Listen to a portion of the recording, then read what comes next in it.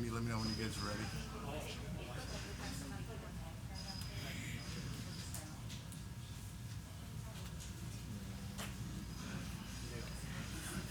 Hey folks, I know it's 6 o'clock, but we got some people standing outside. We just want to see how many we can get in here before we start.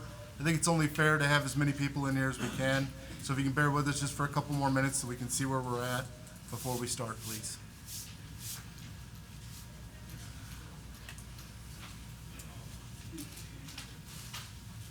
Terry, is there any way you could have one of us let us know when we're at where we need to be? Yeah, so he's trying to make sure they know all the names and trying to see what they can do. Excellent. Thank you. I don't want anybody feeling slighted or like they didn't get a chance to get in.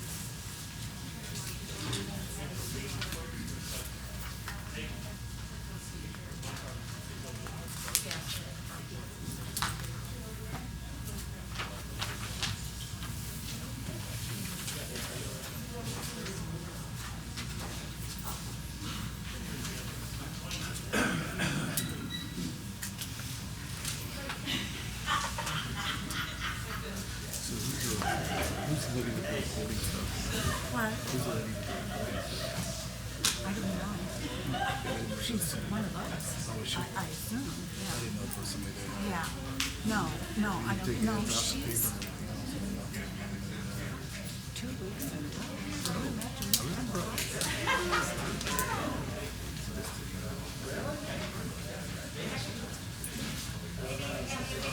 Oh, that's fine. I don't. I didn't figure I was going to remain unscathed. And I asked Chris, and he said, if you want to respond, respond. So, no,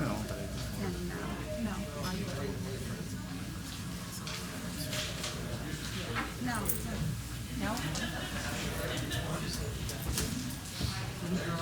Did we draw straws before we sit? What? Did we draw straws before we sit? You guys are the first line of defense. Oh. I want you all to know that. So. I'll get so myself on the front table.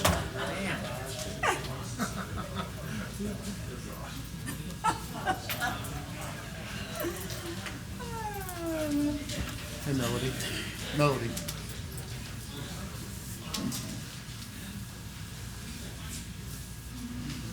Can one of those guys grab me a water, please, first of all? And secondly, are we doing the reading of the emails from the letters first before they speak? Yeah, did you not have the thing? I didn't see. You didn't print it? No, I didn't. What? Oh, I don't know. It's printed. What are we talking about? Probably what you got. Oh. Yeah, I got that on my. Thank you very I much. thought it was someone else that got printed out.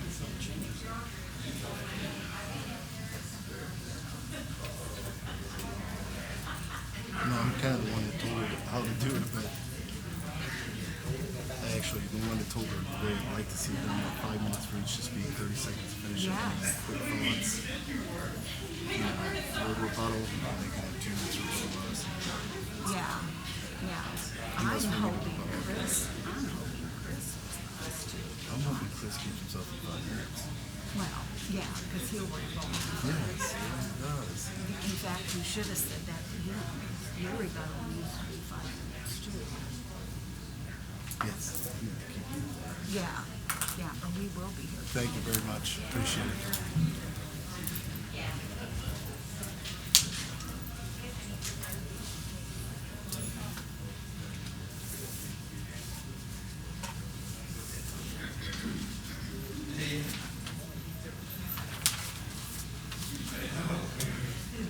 Yes, ma'am. We're at max inside. Okay. There's some open out there, and there's still some people coming in, but that's all we're in the whole I think we can start it then. If they want to rotate in and out, they can.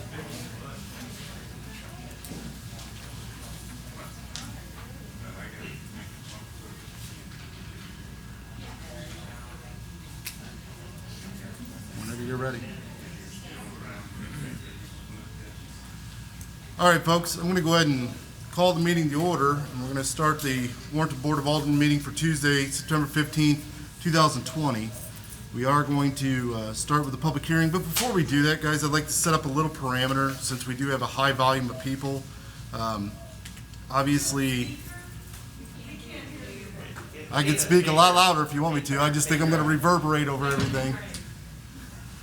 Can you hear me now? Yes. Okay. So I'm going to go over a couple things I'd like to see us do, just for a more tidy format. It's not to limit anybody, but we do. It's our normal practice to keep within 5 minutes to speak for everybody. At the end of that 5 minutes, if you have something you want to say, we will give you another 30 seconds to finish that up. But if we allow people to go on and on, it's gonna elongate this meeting to something that we're probably gonna be here till midnight. So we want everybody to have a chance to speak that wants to speak, but we also want to be able to curb this to where we're not here till 12 or 1 in the morning. After that, all the aldermen as well as myself will hold our comments till the end to be able to answer any questions that are asked during that time. After that, after each one's made their comments or their rebuttals, we'll give you 2 minutes each to come up and rebuttal. Same way, if you're at the end of that 2 minutes, if you haven't finished your thought, we will give you another extension of 30 seconds to finish that thought. It's one of the fairest ways we've been able to come up with for a long time now. There's also some emails and some letters that need to be read. I appreciate if you can just be patient and let us get through that. For some people that were not able to attend, at least they were able to send something in and we can read those. That way their voice is heard as well. As you know, or if you've seen last week or last meeting, I apologize about the impromptu of not having that for you guys to be able to speak, but we wanted you guys to be in person. We wanted to be able to see you face to face. I think that's fair, and I think that's something we've always tried to hold to. That's why we did the extension. So with that being said, Melody?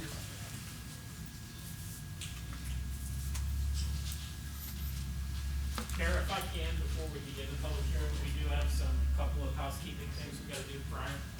Okay. Just for purposes of public hearing, as the mayor and the board are well aware, this public hearing was opened on September 1st pursuant to the advertisement. Based on the COVID pandemic, the decision was made at that time, because it was only on Zoom, to continue the public hearing to today. So we can be in this brand new facility. We can be in this brand new facility for hosting live comments. I do want to make as an opening comment that the record, that for evidence on the record for this public hearing, that the ordinances of the city of Warrenton be made a part of the record by reference, the Country Lakes Estate plat submission, the vote for planning and zoning, the planning and zoning officer's report be made a part of the record, the public hearing and the comments that were part of the public record in front of planning and zoning to be made a part of the record as well.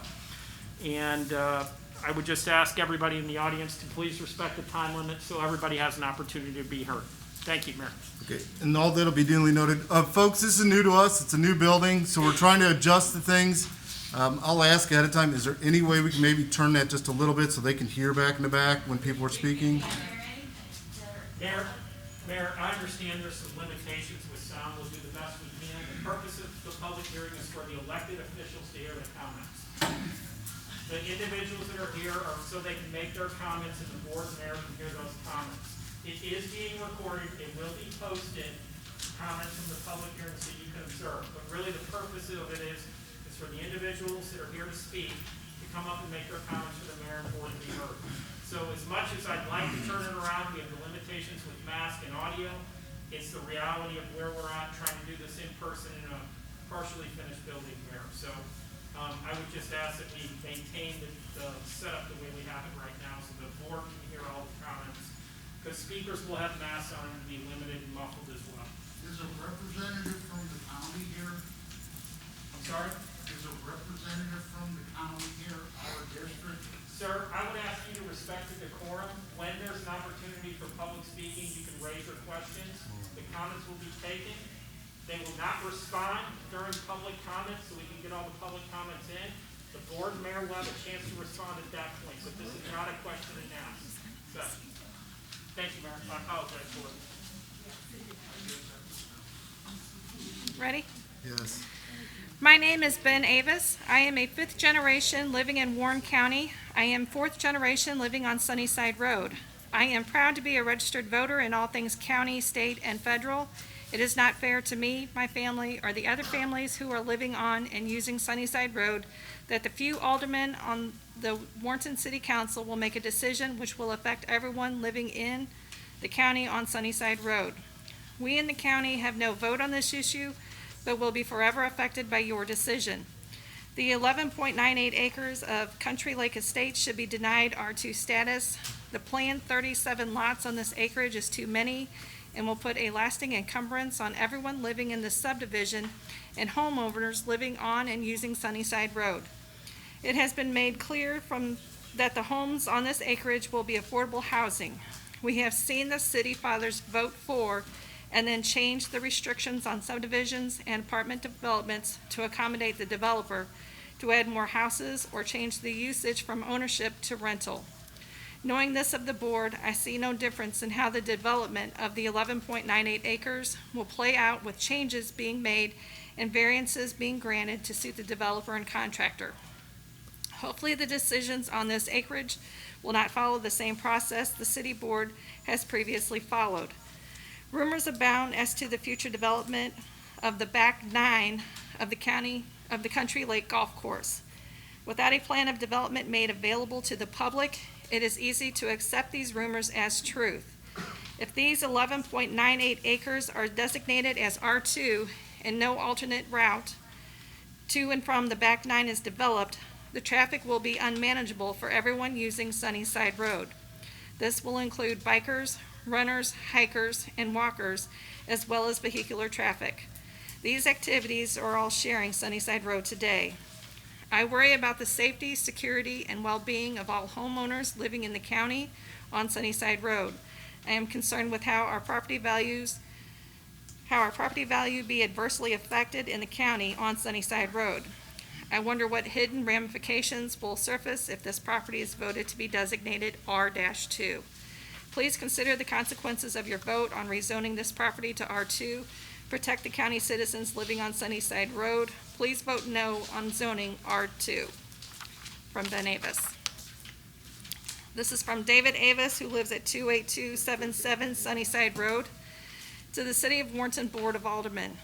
This week, I received the notification to property owner's letter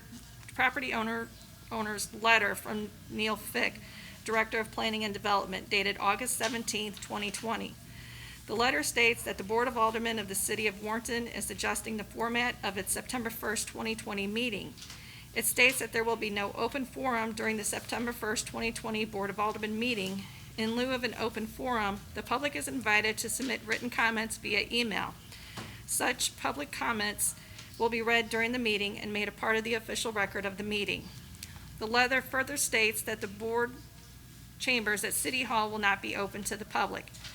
This is just astounding. For the past few weeks, the City of Warrenton has been quite aware of the concerns and the resistance by the residents and landowners on Sunnyside Road against the R2 zoning request for Country Lake Estates, Plat 1, ZC-62. Now, the city uses COVID precautions and alarm as a means to keep the voice of the residents and property owners on Sunnyside Road muzzled and unable to express their concern in person. Your Planning and Zoning Department was deadlocked on this issue at their August 6, 2020 meeting and has passed the decision-making on to you. Sunnyside residents will not be given the opportunity they were afforded at the P&Z meeting to voice their concerns at this upcoming, more important meeting. Question 1, will you tell the public at your meeting what has happened in the last 3 weeks that requires you to shut down the open forum portion of your meeting? 2, has the health department told you that the number of COVID-19 cases has suddenly spiked in Warrenton since the August 6, 2020 Planning and Zoning meeting? 3, have the social distancing protocols and PPE requirements and precautions that the city has followed for months now suddenly failed at you meetings? 4, what has recently and unexpectedly occurred that puts the safety and protection of the board and the public in jeopardy for this upcoming meeting? Your preferential treatment to the wants and the wishes of the developer for the past few years is obviously and truly amazing. Now you maneuver to avoid public comment and objections in order to easily and quickly serve this developer once again. City of Warrenton Board of Aldermen, what you are doing is not right. It's unfair to the people in the county that will be directly affected by your vote, and this should not be allowed. This email is to be read at the meeting and be made part of the official record as such, and I ask the Board of Aldermen to respond to the above 4 questions. Thank you, Dale Avis. This is from John Berry, Warrenton Board of Aldermen.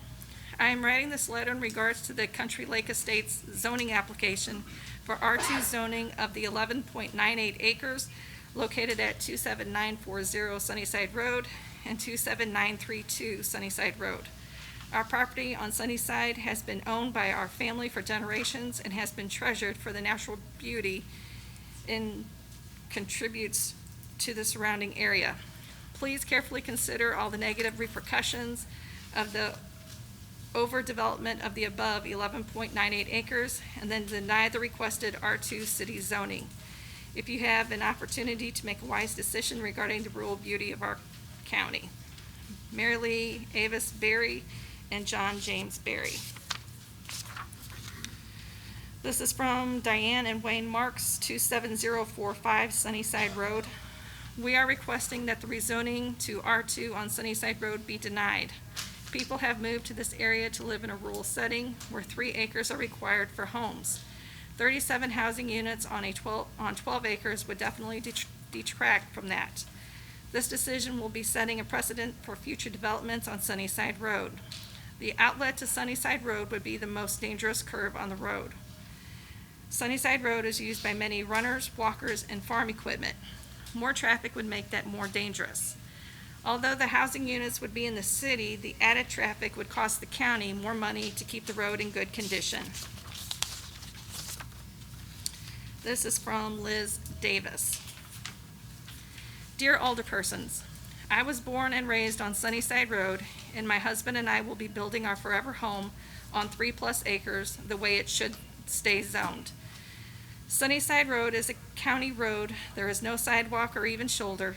My husband and I are moving out of Wentzville to escape the insane congestion of Wentzville and the subdivision we live in. Not all development is positive growth.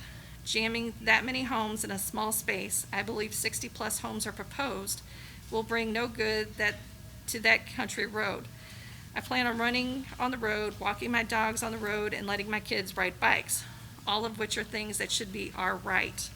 If the aldermen approve this development, the traffic that this will add to the road, again, no shoulder on the road, will be putting my safety, my family's safety, and all that use that road for walking, running, biking, etc. at risk.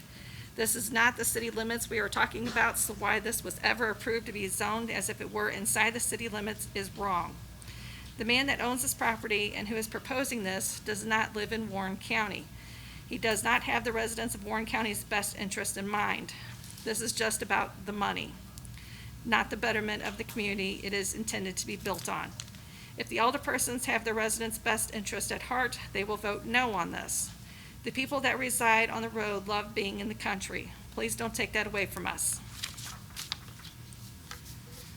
This is from Katie Miller. Dear Board of Aldermen of the City of Warrenton, my name is Katie Avis Miller, and I have been a citizen of Warren County, City of Warrenton for almost 40 years. I am writing to you in strong opposition of the Country Lake Estates zoning application to develop an urban dense subdivision initiated by the Keevan Family Partnership.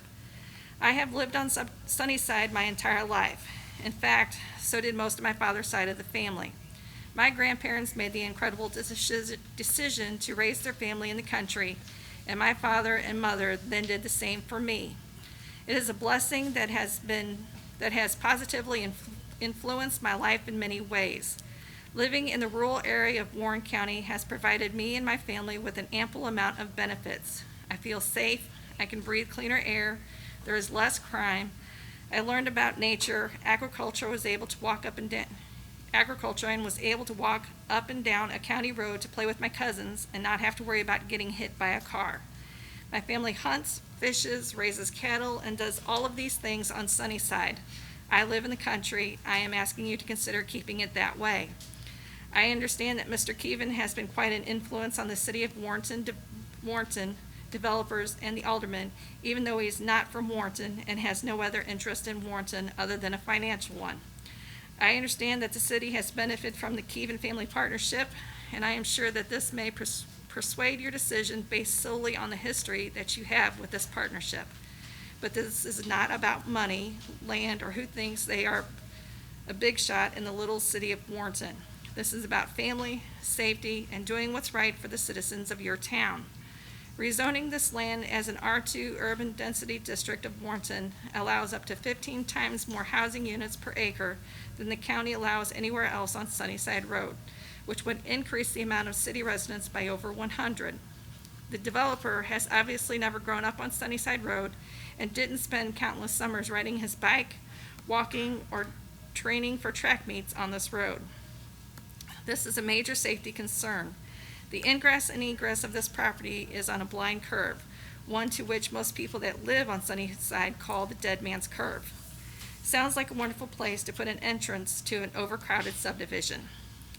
Add an increase in the amount of traffic to that, sprinkled with 20 to 30 walkers, bikers, runners per day, and the Warren County EMS dispatch lines will be ringing off the hook. This property, too, is very near to my family's private property, which is agricultural and conservation land, which is utilized in a variety of ways. This brings the value of our land, my neighbor's land, and the rest of Sunnyside property down. This is not moving forward, this is moving backwards. People move to Warrenton, the rural parts of Warren County, to get out of the city life. Warrenton is not Wentzville, O'Fallon, or St. Charles, and it won't be, as hard as you may try. The leaders of Warrenton have attempted at growing Warrenton in ways that isn't capable of handling because this isn't the way of life here. Look at the failed attempt of the Warrenton Outlet Mall. That is why people even know where Warrenton is, because of a deserted mall. We need to be known for something better, not the guinea pig for trial and error attempts from out-of-town developers. There is nothing wrong with growth, but please don't let Sunnyside be the start of the decline of rural Warren County. Please think about the generations of families who have lived here, gone to school here, and worked here. We love living here. Please don't be the reason we stop loving it. Please deny the R2 zoning application for Country Lake Estates Plat 1 ZC-62. The next one is from Jeanette Heisung. To Alderman and Warren County Commissioners. I'm Jeanette Heisung, and I live on Sunnyside Road since I was 6 years old. I am opposed to the Country Lake Estates zoning application. My concern is the safety to our county. Sunnyside Road is a county road with no shoulder. The speed limit is 40 miles per hour. Unfortunately, people do not obey this speed limit and drive much faster. There are blind curves along the road. Also, the turn from Sunnyside onto Highway U is a blind turn, whether you are turning right or left. Sunnyside is a road that has cyclists, runners, walkers, family walking, running, people with dogs, slow-moving vehicles, and farmers moving farm equipment. My personal experience walking along Sunnyside was a dump truck taking a curve too fast, ending on the side opposite the lane the truck was to be on, and narrowly missing me less than a foot away. I've seen fences driven through, our mailbox knocked down, and in past years, people killed because of driving too fast around the blind curves. Sunnyside Road is already a very busy road. During one of my 45-minute walks, 28 cars passed. Some slow down, many keep going above the speed limit. Adding a city subdivision with access from Sunnyside Road, a county road, will put additional stress to a road that already has excess use. I ask the City of Warrenton Board of Aldermen to please deny the R2 zoning application for Country Lake Estates Plat 1 ZC-62. This is from Tanya Roman, who lives at 21985 State Highway U. I am writing to say I live on Highway U and oppose the large urban density development off of Sunnyside. I feel 55 new homes on 11 acres would add too much additional traffic coming off Sunnyside onto Highway U. That corner is already very dangerous, and adding that much more traffic to the road will cause more problems. Plus, Sunnyside is great for bicycling, walking, and just taking a drive. This atmosphere would be destroyed by adding this many new homes. If a new subdivision is to be developed in that spot, then it should consist of 2 to 3 acre lots instead of trying to fit 55 homes. This is absurd. This is wrong for Sunnyside and residents of Highway U, Warrenton, and our community. This one is from Jason Lar, I believe. No address. Warrenton Board of Aldermen. We are writing today to express our opposition to the proposed rezoning of the 11.98 acres on Sunnyside Road located south of the Country Lake Golf Course to R2 and request that you vote no. Our primary concern is related to traffic and safety. The current residents along Sunnyside, ourselves included, use the road for recreation, walking, running, bicycling, etc. Despite the narrow road width, multiple blind corners, lack of shoulder or other pedestrian lanes, and absence of speed limit marking the current traffic situation to tenable due to the low population density. The addition of 37 dwellings, with the only road access being right in the middle of the most dangerous and blind of curves on Sunnyside, would create a dangerous situation. The latest MoDOT traffic measurements from 2018 estimate 1 to 499 vehicles travel on Sunnyside per day. The 37 proposed villas would conservatively introduce an additional 75 to 100 personal vehicle trips per day to and from work. not to mention the number of delivery and other service vehicles accessing the proposed development, 20 to 40% total vehicle increase minimum. The residents of the proposed development would further increase pedestrian traffic on Sunnyside, as they would have no road access to the city's road network, which is designated for pedestrian traffic. Sunnyside is not. The combination of more vehicles and more pedestrians all converging at a blind corner on a rural road is a recipe for disaster. Without a concrete and funded plan to improve the road infrastructure on Sunnyside to support the increased vehicular and pedestrian traffic, the approval of the proposed development would be irresponsible and result in an unsafe situation for the current residents of Sunnyside Road, drivers, and potential new city residents in the proposed development. Currently, Warrenton has several developments zoned as R2 that are half or less developed and have been that way for years. We fail to see any reason why this proposed new development would not suffer the same fate.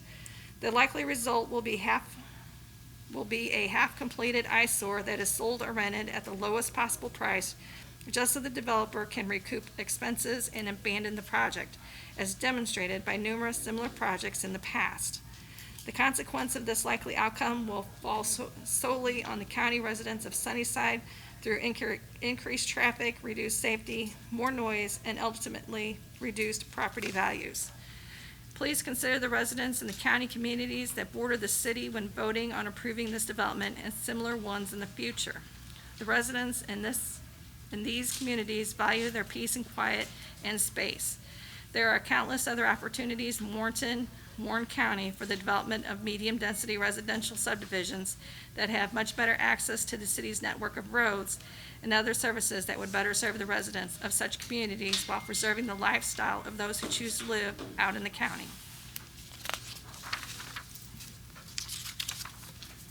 Oh, I'm sorry, that was Jason Lahr and Aaron O'Connor at 21011 Mark Crossing Lane. The next one is from Evan Grant.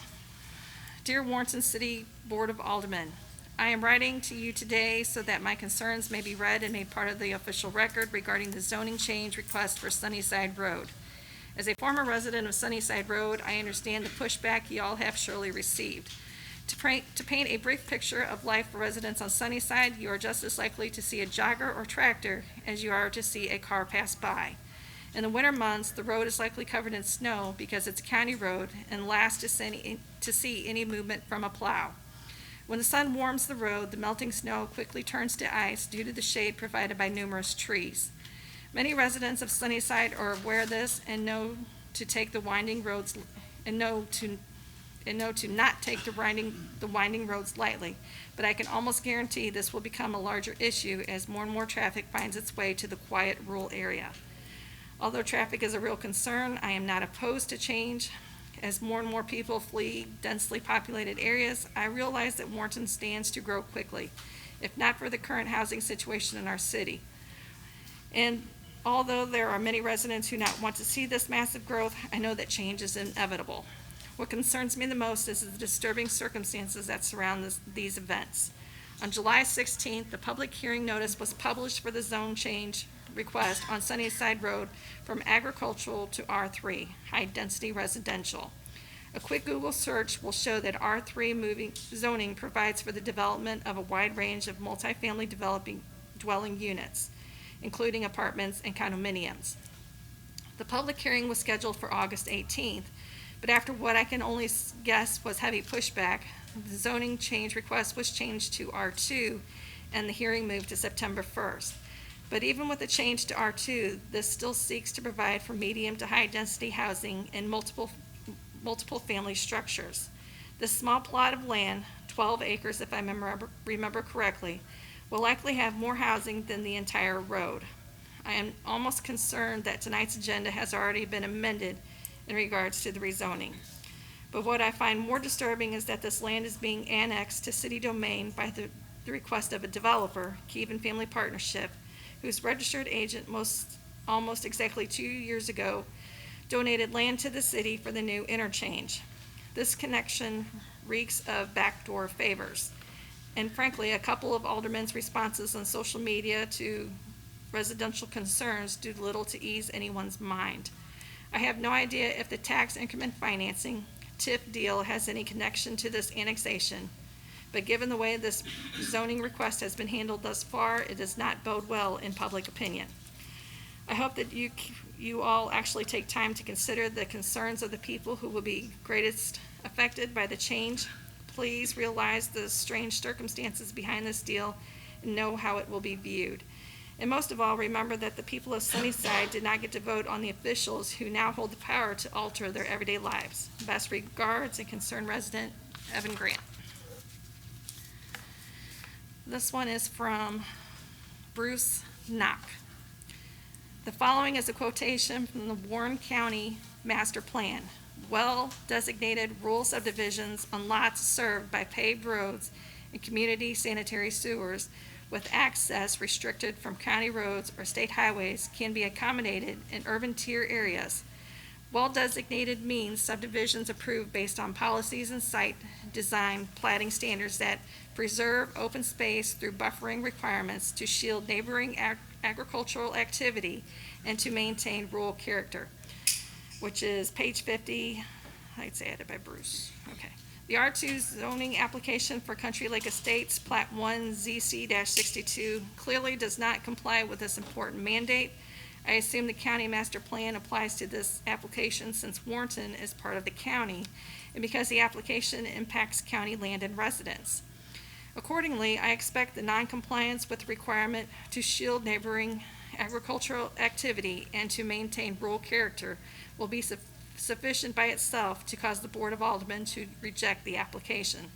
Of course, the strong objections of the residents along Sunnyside Road validate and support my assumptions and conclusions, as well as raising numerous other issues the development would cause.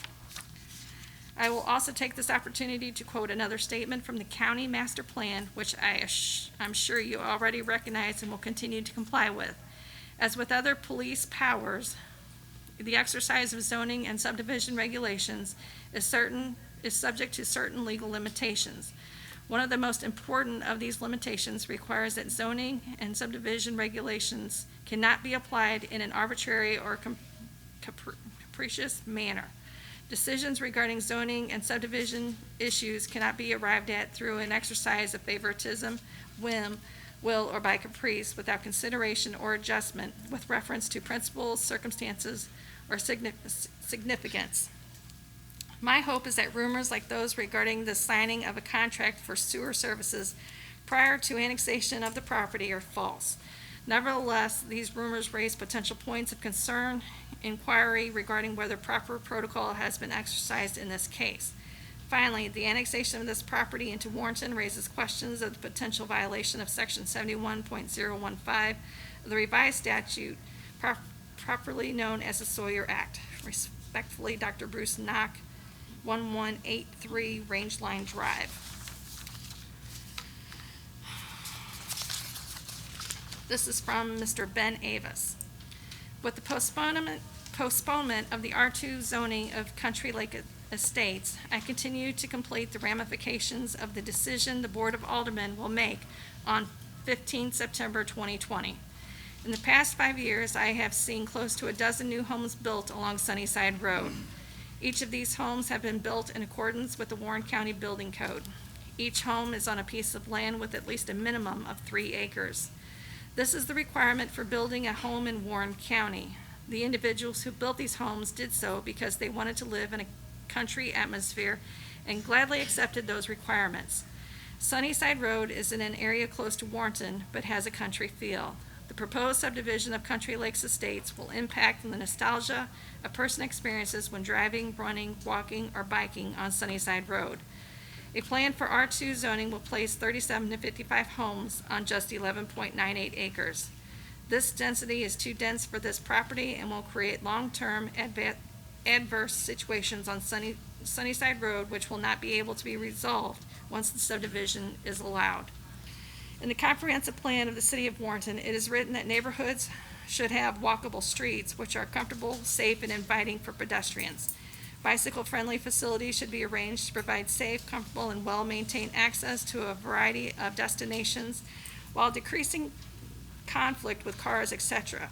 With R2 zoning of the said 11.98 acres, there appears to be no regard or thought given to those two issues, even though your comprehensive plan mentions these in the section of future neighborhood design. We are on the cusp of the future of Sunnyside Road and have an opportunity to make positive decisions. We can look to the north, south, and east of Warrenton and see the problems of R2 zoning.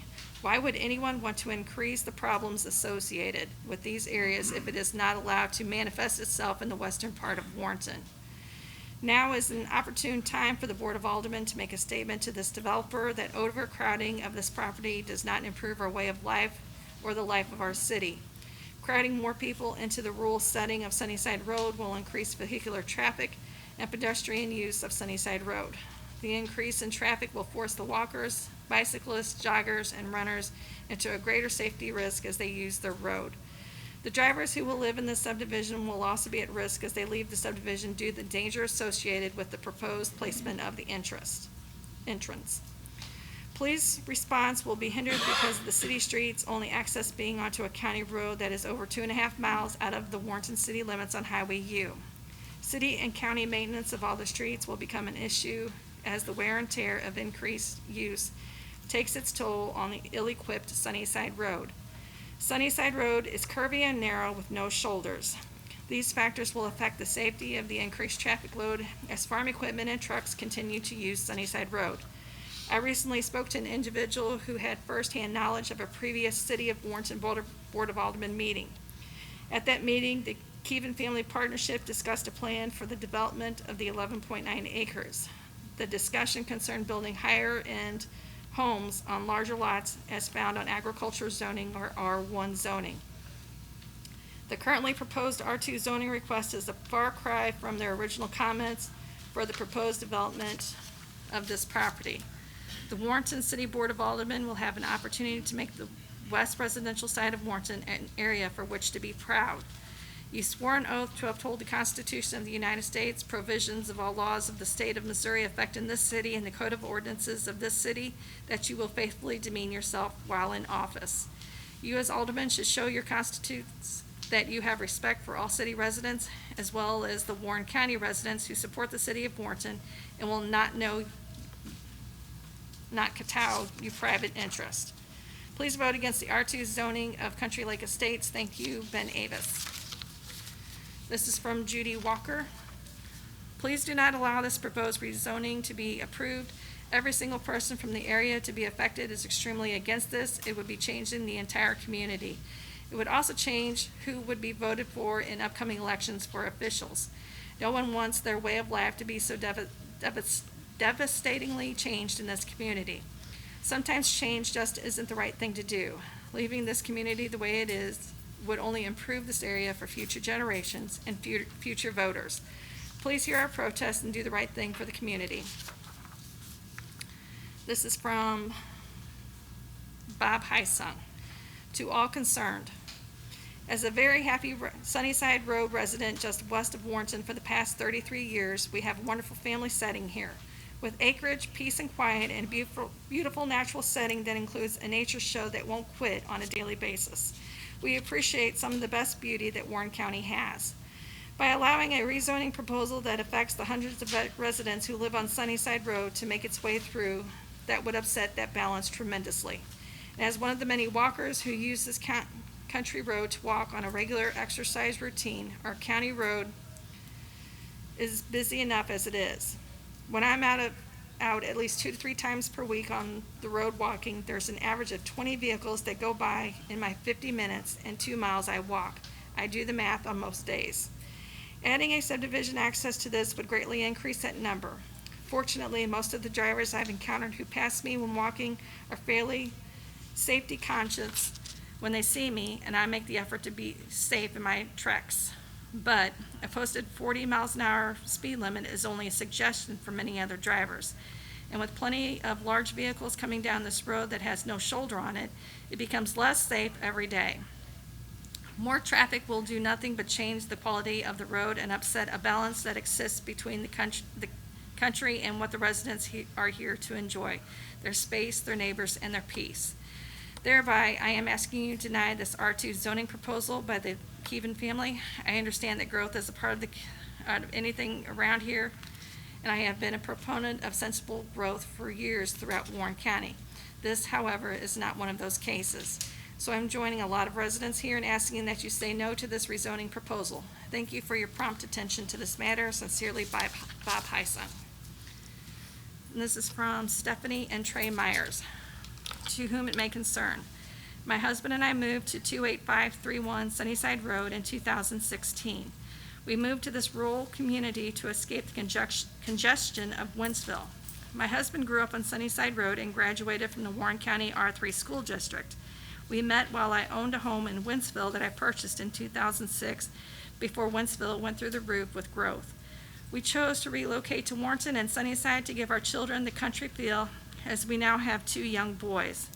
This is our forever home, and we want our children to grow up with exactly what we envisioned for them. Since living on Sunnyside, our fully steel mailbox and pole have been hit several times.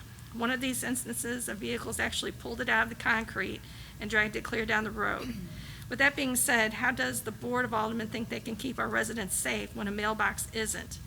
I'm absolutely appalled that this rezoning of the Keevans land was annexed to city limits completely under the table. Our roads are maintained by the county and most of the time are last to even be plowed. We have no shoulders, no sidewalks, and at times it's hard to fit while farming equipment is using the road. How is adding this many homes and more traffic good for our community? Oh, it isn't. It's only good for the city of Warrenton and not the citizens of Sunnyside.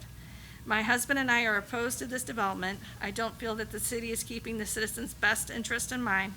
I feel that certain aldermen have made up their minds already and have shared their thoughts publicly on social media, which I feel hurts the integrity of the city of Warrenton as a whole. We already have this great new overpass, I say that with complete sarcasm, that has not fulfilled what was promised for the outlet mall. Hasn't been maintained, is completely overgrown with weeds, and now we have these hideous billboards that are a huge eyesore. These billboards still have leftover scrap wood and trash and piles on the ground under them for weeks now. I feel this should show the city of Warrenton that this location will only be treated the same and not with the integrity that the rest of us on Sunnyside keep our property. I'm asking the Board of Aldermen to vote no on this to keep our county road agricultural and stand behind the 3-acre rule. Please do not allow money to overshadow the safety of those that live, walk, run, and bicycle on Sunnyside. This is from Joni Beal. As a kid growing up on Sunnyside Road in the 80s, I recall my parents and our community working hard to fund the paving of the county road. It was quite an accomplishment and exciting for us kids to be able to ride our bikes up and down the road to visit our family and neighbors. Through the years, the Sunnyside community has grown and many Warren County residents use the county road as a cut-through, increasing the number of vehicles and rate of speed at which vehicles travel up and down the road. It's kind of scary at times.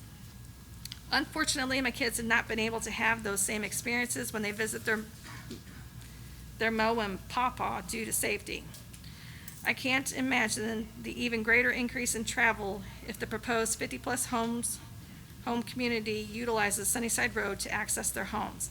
I am hopeful that the leaders within Warrenton City and County take this into consideration, how this development could potentially negatively impact those that call the rural area of Sunnyside Road home. Thank you for your time and consideration of our concerns. This is from Mr. and Mrs. Harold Zobel at 21019 Marks Crossing Lane. Board of Aldermen, we are residents in the Marks Crossing subdivision. It has come to our attention that a high-volume residential development is planned along Sunnyside Road. Sunnyside Road is a winding, narrow, dangerous road as it is now. We have to cross Sunnyside just to get our mail. It is extremely unnerving as it is now with the amount of traffic on the road. With the new Warrenton overpass was completed, it added even more traffic to those who use Sunnyside as a cut-through, with many ignoring the posted speed limit. Should this development get approved, it would add even more traffic to a problematic area of concern. Further, the specific area where this development is proposed has a blind curve and is very narrow with no shoulder. The city nor the developers will maintain the county road, nor will they update or upgrade what is already there. The inevitable will surely occur given the added traffic, more specifically, car accidents, pedestrian fatalities, or even children being hurt. We ask the Board of Aldermen consider the aspects of adding this development to Sunnyside. We stress the board consider the developer come up with an alternative method of access to this development, as Sunnyside is not the answer. This one is from Julie Avis. To the city alderman, mayor, and all who are involved with the decision-making of my beloved road and community. In the county, we believe good fences make for good neighbors. Please respect our way of life here in the county. Please block access to Sunnyside and keep the city within the city limits and make access to this development through the existing road alongside the Kievan Golf Course. Keeping those involved, join, and leaving innocent people out of this. Julie Avis. Last one from Tom Hood, and here are some talking points for the council meeting tonight at 6 p.m. in the Farmers Market Zoom and dial-in. Please bring your concerns to the board. First, what is the plan for police patrol increase in the new proposed neighborhood? 2, is the sheriff's department in the loop on up to 55 new homes along Sunnyside in Warren County? And if so, what is the plan for proper patrols and protection of county residents? 3, Sunnyside, a winding county road that has many curves and turns, which could be considered blind curves. Is the city or county planning additional traffic lights, school bus signage, or safety precautions with an addition of 100-plus vehicles daily? 4, currently there are many walkers, joggers, bikers on Sunnyside. Does the city or county have plans for sidewalks to protect families? 5, with the addition of people and heavy traffic on Sunnyside, heavy trucks while construction is ongoing, construction crews, and so on, does the city or county have funds or plans to maintain Sunnyside Road to keep it drivable, safely drivable? 6, does the city or county have plans to construct an overpass at the train tracks to help with traffic stalls and public safety? 7, is the golf course, if the golf course is being developed as well, can entrance and exit go through the golf course rather than dumping onto Sunnyside? 8, is this board prepared for concerns of reckless endangerment by knowingly putting the county men, women, and children at risk on Sunnyside in the existing general neighborhoods in the area? Reckless endangerment is a crime consisting of acts that create a substantial risk of serious physical injury to another person. The accused person isn't required to intend the resulting or potential harm, must have acted in a way that showed a disregard for the foreseeable consequences of the actions. Tom Hood, 21300 Mark Crossing Circle. Thank you, Noah. With that being said, we'll open up the public forum to be able to come up and speak. We ask that when you come up here, you speak your name legibly into the microphone so we can get that on recording, and then you can state your business. You will have 5 minutes to speak with a 30 seconds to end your rebuttal. Mayor, if I can really quick, I know I heard kind of the echoes and clapping. The reality of it is, we already have sound issues here. Clapping is just going to drown it out and make it very difficult, so please do not applaud commenters. The other thing is, if you've already had a comment submitted, you can still get up and make a statement, but I'd ask that you avoid being redundant, something you've already written, so we can get everybody that wants to make a public comment tonight. Thank you, Mayor. Go ahead, sir. Is this on right here? It is. Okay, thank you, Board of Aldermen, for having us up here tonight. My name's Dave Avis. I live on Sunnyside Road. And just a quick story. Tonight coming in, this evening coming in, I was almost hit head-on in this very curb. I've got 2 witnesses in this audience that saw it, so don't think we're making this stuff up. It's a dangerous place to put an entrance for 55 homes. Okay, first of all, I'd like to do a little business. Make sure that with the city clerk that we have given all of you the petition that was signed by the Sunnyside residents. Have you all seen that? Okay. Just so everyone knows, there are 130 home sites served by Sunnyside. There are 194 signatures on this. Now, we went and got the petitions. All of you probably signed this already. But 194, so that's like 1.5 times in a household of a person. I want to read it real quick, what they signed. so everyone hears it. I live on Sunnyside Road, my own property on Sunnyside Road, or live in a development whose only access is served solely by Sunnyside Road. R2 zoning of the subject property will adversely, directly, and permanently affect me. The property is entirely within the city limits of Warrenton. The entrance and exit for this property is onto Sunnyside Road in the county where I choose to live. The developer is asking the city of Warrenton to place the burden and responsibility of the conveyance to and from his property onto the backs of Sunnyside Road and its residents. With the resultant traffic load, its residents will be forced to absorb the negative components that the R2 urban density district will bring to this rural area. Neither developer nor any resident of the city of Warrenton will be negatively affected by R2 zoning district. The only people who will be adversely affected and directly affected will be the county residents who live on, make their homes on, or raise their families on Sunnyside Road. The city tonight will be deciding what the county residents will be forced to permanently live with. The increase in traffic will imperil the safety of the pedestrians, joggers, bicyclers who use Sunnyside Road daily. The ingress and egress for the property is on a very tight curve on an already busy, narrow, and winding county road. School bus stops and mail delivery on this tight curve will increase the safety risk for all residents and traffic at this location on the road. The density of R2 zoning will create this already unsafe section of Sunnyside Road a disaster area. R2 zoning will raise the liability and create security issues for the residents, landowners, and farmers on Sunnyside Road who must deal with the increased traffic, trespass, and vandalism that R2 district will bring. The rural and peaceful countryside of Sunnyside Road, as we know it, will be forever changed. The urban density of a city Warrenton R2 zone district will allow up to 15 times higher the number of homes per acre than the county allows anywhere on Sunnyside Road. The R2 approval would be unfairly preferential to the developer, while the degree of urban encroachment will be permanently prejudicial to the lives of Sunnyside Road residents. I live on Sunnyside Road because I have chosen a rural lifestyle for myself and for my family. R2 density will negatively and permanently affect my life and that of my family, my home, my property, my livelihood, my security, my protection and safety, and my future well-being. I choose to live in the county, not the city of Warrenton. R2 zoning simply indulges the owner in the development of this property, but will be at the expense of those of us who live on Sunnyside Road. I am the one who will have to live with your decision, not you, not the owner, nor any city resident.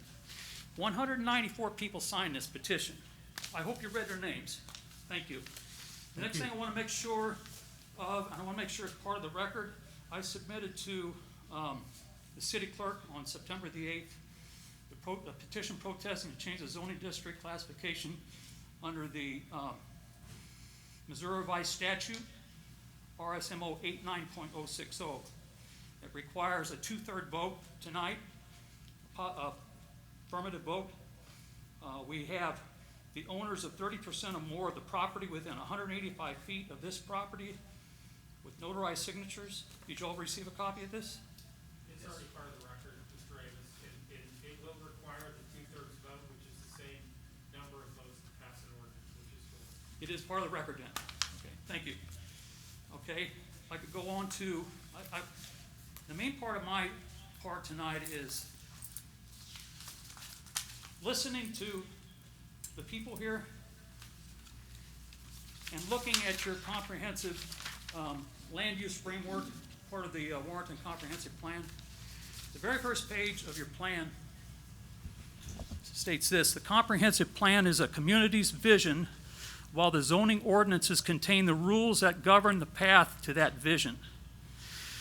This does not mean that the map found in the community zoning ordinance should look exactly like the land plan use map, which I've got a copy of. I'm sure you've seen a copy of it in the comprehensive plan. In fact, there can be more than one zoning district that is considered to be compatible with a particular land use designation in the comprehensive plan. I thought that was interesting. That was on the first page. I'm sure you all are familiar with that.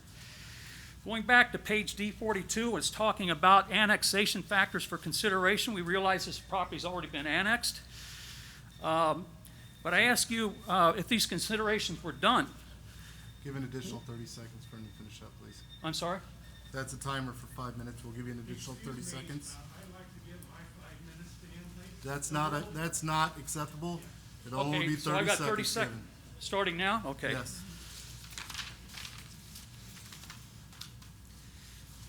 There's going to be a lot of emotion tonight about everything you can imagine. Mad, sad, angry, you know what it mostly is? Fear. We're afraid. We're afraid what you're going to do to us. We're afraid what's the next step. We hear traffic congestion, all the bad things that can happen when you bring this sort of a density to our area. Listen to us. We're your neighbors. We're part of this community. We are Warrenton. I live on Sunnyside Road, but our address is Warrenton. We see you every day. We see you in church, in restaurants, in the stores, every day. Our kids work with your kids, play with your kids, go to school with your kids or grandkids. We're part of this community. This development is tearing the fabric of this community up. I ask you not to allow this. I'm just about done. I'd like one more thing. I'm going to respectfully ask Alderman Dyer and Alderman Schultz, because of their previous comments on Facebook about this issue, it was done 3 weeks ago. This is our chance for a public hearing, and we didn't get a good shot at it because 2 of the aldermen have already made their public statements about what is, and did this influence the other 4? That's the other question. So I'd like to ask you, in fact, you must abstain from voting on this tonight to show these people that you have no prejudice towards this and no bias. Because that's exactly what it is. What you did was uncalled for. As a public elected alderman, you must abstain from voting on this tonight. Thank you.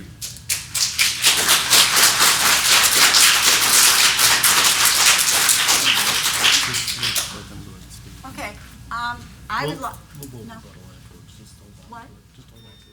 Oh, okay. Next person. Good evening. My name is Robin Hughes. I live on Sunnyside Road, and I want to thank you for the opportunity to express my concerns over the proposed development on Sunnyside Road. 30 years ago, my parents were looking for a getaway place from the city into the country where they could go for either a weekend or a day to be out in the country and enjoy a wildlife, swim, fish, do whatever. And they found that in Warrenton. And due to the allergies of my cousins, they named it Benadryl Acres. And I have 55 acres and 2 lakes, and that's what we have. I inherited this property when my parents died, and I promised them that I would keep this for their original use as a getaway for family and friends to get away and enjoy the countryside. Now, recently I retired permanently to Warrenton from St. Louis, where my husband still lives. And in that capacity, I've been driving around, getting to know the community, like where is the library? I joined the library. I'm registered to vote out here now. I switched it.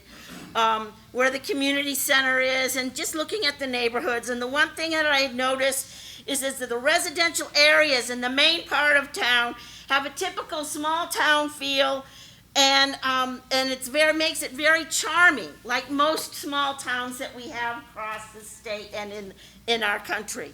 It looks like it's a great place to raise families, to have barbecues, to play in your yard, and things like that.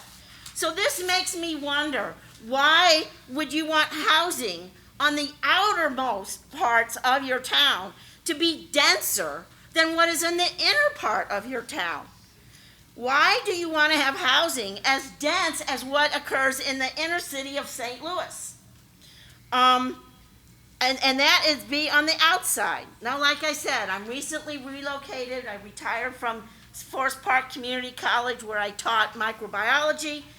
And where I live was just south of Forest Park, and so it's a fairly dense. Even that, we have the equivalent of one-car garage between our houses, but we still have problems where you can hear what goes on with your neighbors. Like my one neighbor raised dogs, and the puppies would bark for 8 hours a day. Imagine having to listen to that on your day off. The other neighbor on the other side doesn't maintain his lawn, his yard. It's like a giant jungle over there. So these things here, these proposed lots are going to be closer together than what I left in St. Louis. Okay? I've looked through I believe that people that are going to move from St. Louis out here aren't going to want to move into something that's close together. They already had that. They're going to want to move and have more place between them. So I've looked at the city code, and the size of the lots should be designed to provide adequate air, open space, off-street parking, and landscaping. So that makes it that it's about 0.2 of an acre. It's not even 0.2 of an acre. I rounded it up. That would be R2. R1 is 1 acre lots. You don't have anything in between what you would be considered suburban. And I ask, why is that? Now, see, your city code also requires that you have street lights. Well, that is going to be light pollution on Sunnyside. So that's going to make it harder for those of us that live out there in order to see stars and things like that.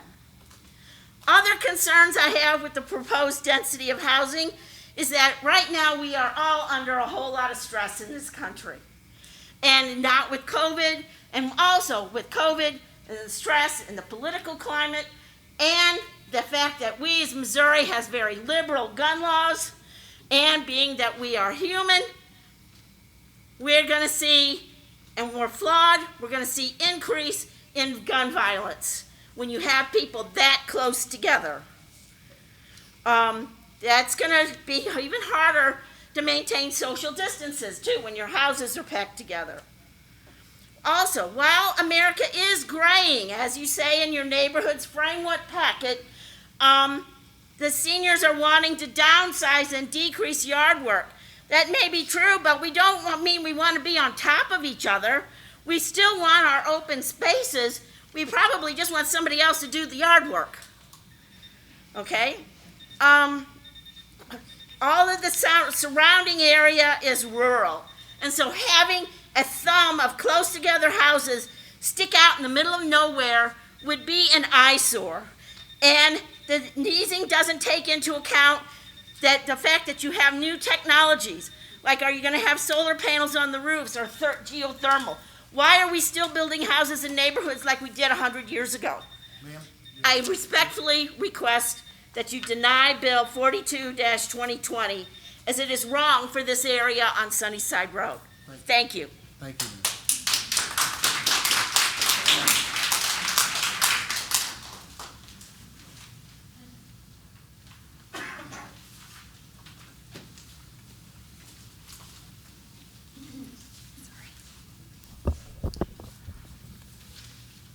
I'm going to get closer to it. I'm Bruce Knock. I live off Sunnyside Road on Rangeline Drive.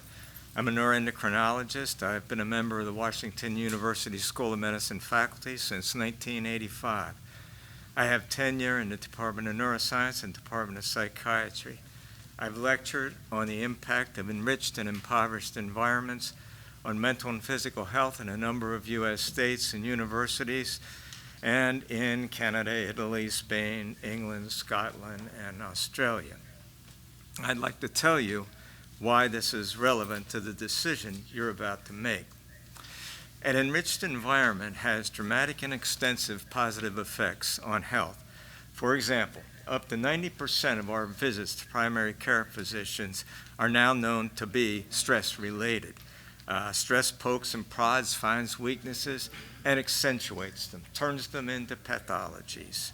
An enriched environment counteracts these negative effects. It reduces stress, helps recovery from stressful events, and protects an individual against the harmful effects of stress. An enriched environment also enhances many aspects of brain function. For example, individuals living in an enriched environment are more motivated to learn, and they learn faster. An enriched environment can even override inherent learning disabilities. These are just a few examples of the many positive consequences of an enriched environment.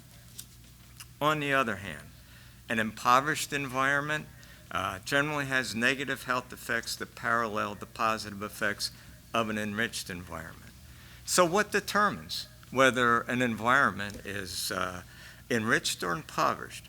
Well, one factor is what scientists call green space, and it's highly relevant to the question of whether to put 55 residencies on 12 acres.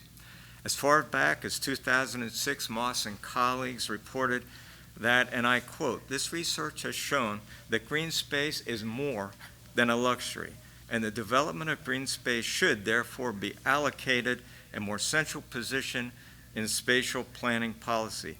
Healthy planning should include a place for green space, and policymakers should take the amount of green space in the living environment into account when endeavoring to improve the health situation of the elderly, the youth, and lower socioeconomic status groups, especially in urban environments," unquote. 2016, World Health Organization released a report summarizing the beneficial effects of urban green space. Those included such things as improved mental health, reduced cardiovascular morbidity and mortality, reduced obesity and risk of type 2 diabetes, and improved pregnancy outcomes. Last year, Edmond and her colleagues published a study of more than 900,000 individuals in the Proceedings of the National Academy of Science. They found that children who grew up with the lowest levels of green space had up to 45% higher risk of developing a psychiatric disorder, such as depression, anxiety, and substance abuse. 55%. And that was after the effects of other known risk factors were factored out. For the sake of brevity, I won't go on. I'll just say that there are a number of good reasons to reject this rezoning proposal in front of you. But to me, the real question is this: do you want to guide the development of a community that fosters mental and physical health, or do you want to push that aside just to add to the profits of a single family? You might be thinking of the income to the city. Well, I'm willing to bet that in the long run, putting 55 homes on 12 acres is going to cost the community more in health care, educational costs, as Deb Cherry will elaborate in a while, and especially the city image than the taxes it's going to bring in. And what about the kids whose health will be put at greater risk by the lack of green space? They aren't going to be able to go on the farms that border this property. There are no parks in the vicinity, and I seriously doubt that they'll be welcome on the Keevens Golf Course. So no significant green space for these kids. And you know, at least to some degree, some of the negative effects that can have on both their physical and mental health. I'm a scientist. I'm not averse to progress or development. But please, take an enlightened, scientifically justifiable approach to development, one that will raise the image of the city and reject this rezoning. The proposal is not in the best interest of the residents who now live in the area or future residents of the rezoned property. And frankly, on the surface, it doesn't appear to be in the best interest of the city either. Instead, let's work to make Warrenton better, not just bigger. And finally, this is an important process we're involved in tonight. Your decision will affect the health and well-being of the current Sunnyside residents, future residents of the property in questions, city residents, and the image of the city itself. Two of the aldermen made very inappropriate comments on Facebook, as was mentioned previously. These are self-proclamations of a strong confirmation bias, and as such, there's no way that they can evaluate the information provided tonight effectively, objectively, or fairly. And consequently, really, they should disqualify themselves from the proceedings. Thank you. Thank you.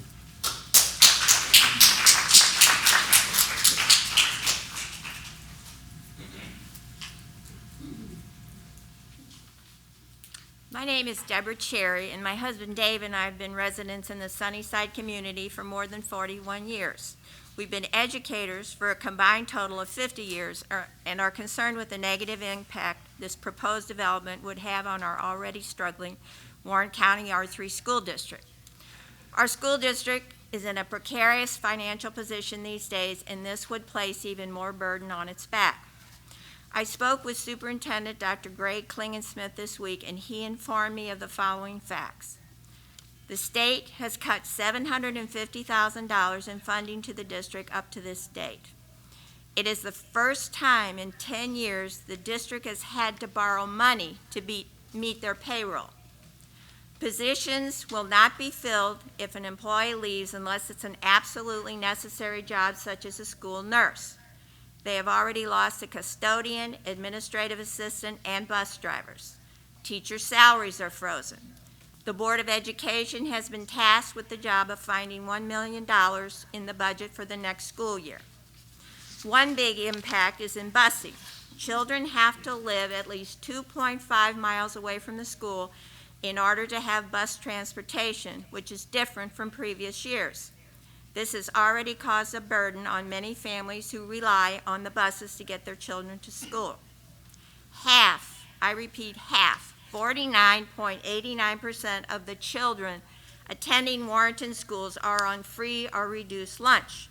It seems to me that if half of the school-age children in the district are on free or reduced lunch, then it follows that we have plenty of affordable housing in the community.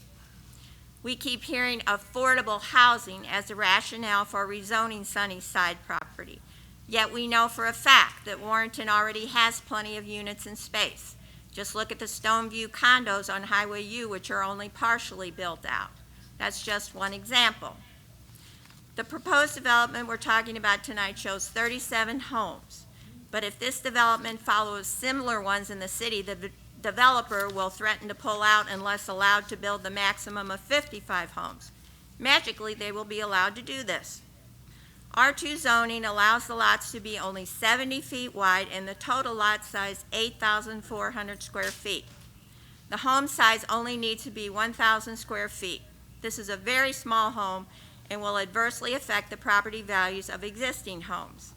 In 2017, even a median-sized home was 2,687 square feet. These homes will be starter homes for younger families. Most will have at least 1 or 2 school-age children, if not more. 37 homes or 55 homes would add exponential weight on our school district, putting us deeper in a hole at an already economically challenged time for the schools. No one knows how long the financial effects of COVID-19 on schools and state funding will take to unfold. Meanwhile, smaller homes bring in less tax dollars for the school while adding a greater burden in classroom size, busing, free or reduced lunches. These are the kinds of things that should be weighed as an urban density subdivision is considered. We already have a very fragile school system, and adding these homes will only place more stress on our education resources with comparatively small return in taxes. Please look beyond the key events here tonight and consider the ripple effects this proposal would have on our schools, the quality of education for the children already enrolled here, our community, and the other aspects people are presenting to you this evening. On behalf of the teachers and educators who want to see our school system back on its feet, I ask you to vote no on R2. I also ask that Cheryl Dyer, Alderman Dyer, and Alderman Schultz recuse themselves from this vote as they have already shown their bias before the public hearing. Thank you.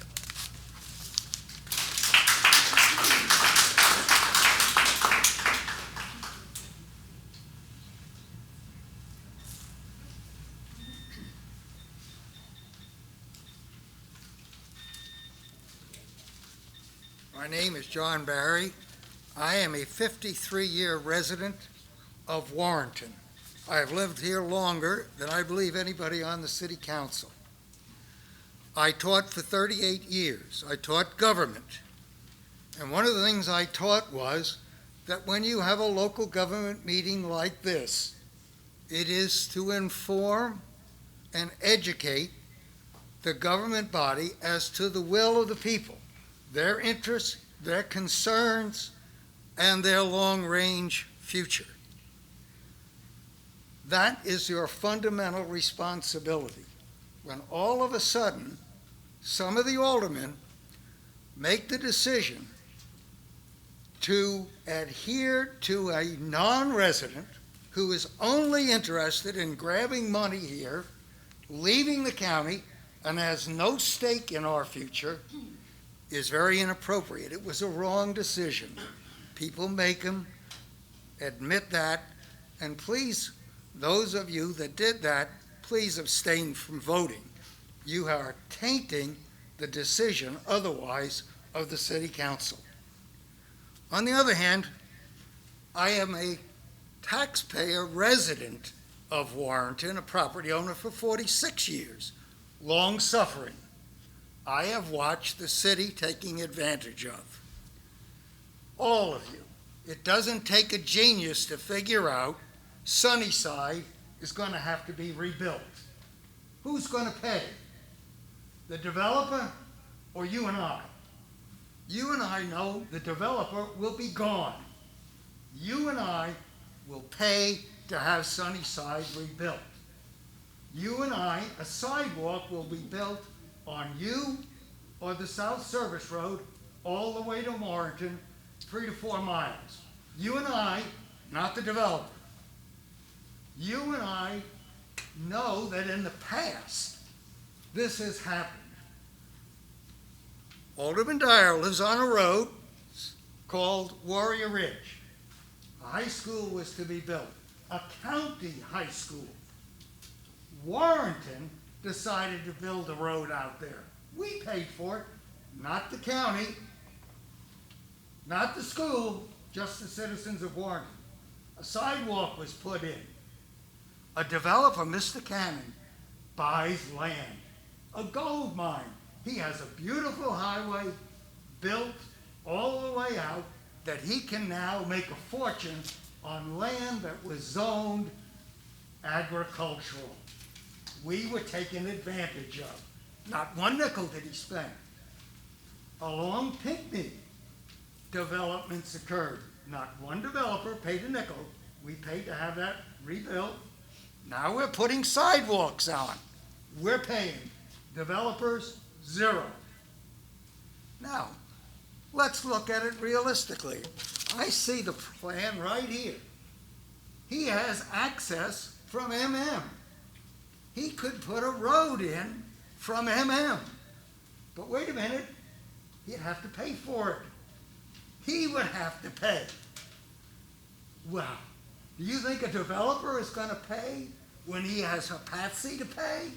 You're living in dream world. He wants you to pay, and you will. It may be 5 years, 10 years, but you will pay. The county is not. How do I know that? We had people that fought against building a park on the Bruni property. They persuaded the city not to go. We bought land way north. The road was a gravel county road. The county laughed at us. We're not going to pay for that. Who paid for it? Residents of the city of Warrenton. Now we're getting ready to spend hundreds of thousands on a sidewalk all the way out there. How much did the developers on the property north of us pay? Nothing.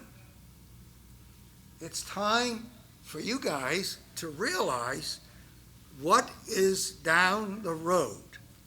Who is going to pay for the improvements? There is an alternative. Come in from MM. You don't touch Sunnyside at all. He pays, not us. Think about that. You're going to make a decision that's going to cost the residents of Warrenton Never mind the school, the library, the ambulance, the fire, the police protection driving all the way out, not the developer, the long-suffering residents of Warrenton. Before you make your decision, listen to your people. That's what you're here for. Thank you.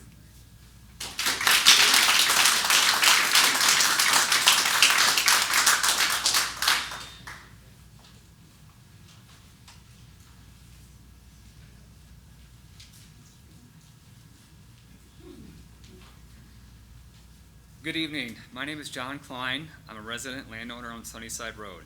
I'm here to voice my strong opposition to approving the R2 zoning request. This would directly impose an undue and inappropriate burden on those living on or near Sunnyside Road without any direct representation on this board. There are a number of issues and concerns with approving this R2 zoning request. First, it simply does not align and is not consistent with the primarily agricultural zoning designations in the immediate area. This even includes the Keevan and Nicodem properties, which were recently annexed by the city, all having agricultural zoning designations. I do not believe anybody is against development on Sunnyside Road, but it should align with the existing zoning in the area. Applying an R2 zoning to this property would make it an island of R2 zoned around, surrounded by agricultural land. That simply doesn't make sense. I assert the board must keep in mind people move to Warren County to get out of high-density urban areas. People are looking for the space the area offers. That's why I moved here. That's why I live here. As a side note, Warrenton is missing an opportunity right now. With the huge shift in professional workers moving to permanent work from home situations due to COVID, you're missing an opportunity. These workers are no longer geographically bound by their daily commute to the office. Instead of settling for cramming 55 homes on a 12-acre lot, Warrenton should be doing the opposite and position itself as a town far enough from St. Louis to offer spacious multi-acre lots, but close enough for trips to the city. Back to the immediate issue at hand, another concern is that the R2 designation would result in significantly increased traffic on a county-maintained road, which simply cannot support it. The proposed sole ingress-egress route of this property is literally on the worst curve on Sunnyside Road. This is a blind corner for westbound traffic and nearly as bad for east. As a frequent runner on Sunnyside, I've witnessed several near collisions with previous residents of the two homes that are currently located on this property. Regardless if we were talking about 37 or 55 new homes on this property, traffic will increase and that cannot be denied. The fact is we've already had a preview of what that will look like. We saw a significant increase in traffic when the South Outer Road was closed during the overpass construction. That traffic increase was such that it made it very dangerous for any pedestrian traffic at any time of day on Sunnyside. My third point is that if Warrenton wants to be successful with growth, it should be done in a sustainable and responsible manner. Simply standing up all these homes is not a responsible strategy. Approving this request is short-sighted and is a short-term solution. Once this is approved, the developer can build the homes and walk away, leaving the city responsible. Denying this R2 zoning request is the responsible path to growth. It sends a message to the residents of Warrenton that the city is looking at the long-term development picture and not a one-time cash grab. Furthermore, developing this property under R2 guidelines will environmentally decimate these 12 acres and impact all surrounding properties. I've seen no publicly available information regarding any impact studies done. It would be irresponsible of Warrenton to approve this high-density zoning without additional evaluation and stricter development requirements. To be honest, we see the mess the area around the new overpass has become. What was once something that the city could take pride in is now an eyesore. From the ridiculous and faded giant plywood signs to the leftover construction debris to the overgrown properties themselves, why would we expect anything different with this development on Sunnyside? Probably the most practical issue is that there's simply no infrastructure or plan for community services in place to support this high-density development. Thinking about the road itself, what about shoulders and sidewalks? Let's be realistic, that's not going to happen. It's taken a monumental effort and claims of eminent domain to get a sidewalk built on North Highway 47. Interestingly enough, that is an existing high-density residential area which is also separated from the core of the city. Then what about public services such as the support from the Warrenton Police Department? Officers would have to travel from the city through the county going either direction to get to this property. This has confusion written all over it in regards to who residents should contact, the Warrenton Police or Warren County. Again, allowing for the potential for this many city residents on this piece of property with its only entry via Sunnyside, a county road, doesn't make sense. Finally, I ask the board keep an open mind and listen as the public supplies their comments on this issue. A no decision sets no precedent. It impacts no current residents. It simply requires a non-resident developer to reconsider his options. Conversely, a yes decision sets a dangerous and irresponsible precedent. It tells city and county residents alike that Warrenton has no interest in responsible and sustainable growth, and furthermore, the only metric of success is the number of homes within the city limits. It tells us that public comments do not matter. It tells the residents of Warrenton that the board concedes that this developer, who is essentially fleecing the Warrenton area, counts more than the citizens who voted you into office. I ask, how much more is the city going to give away to this developer? Approving this request sets a very low bar for the future. Again, as a resident landowner of Sunnyside Road who would be subject to the undue and inappropriate burden an R2 zoning decision would bring, I ask the board to disapprove this R2 zoning request. Thank you.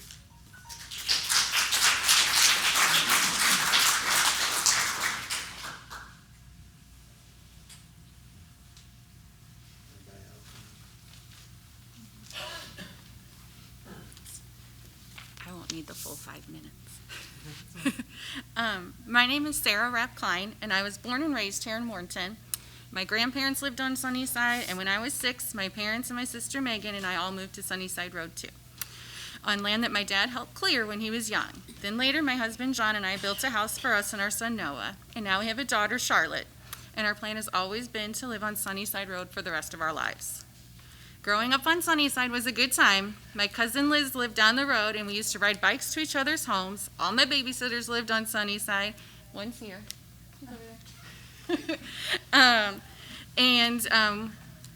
Grandparents lived on the road. We had different cousins living on Sunnyside, too. You could walk to my grandparents' house from my house. My sister Liz and I used to put up little stands on the road to sell pumpkins and flowers that only our family really bought, but we didn't care.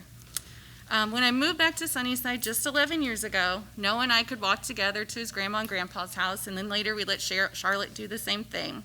And it's a true sense of family. Now Noah is 13.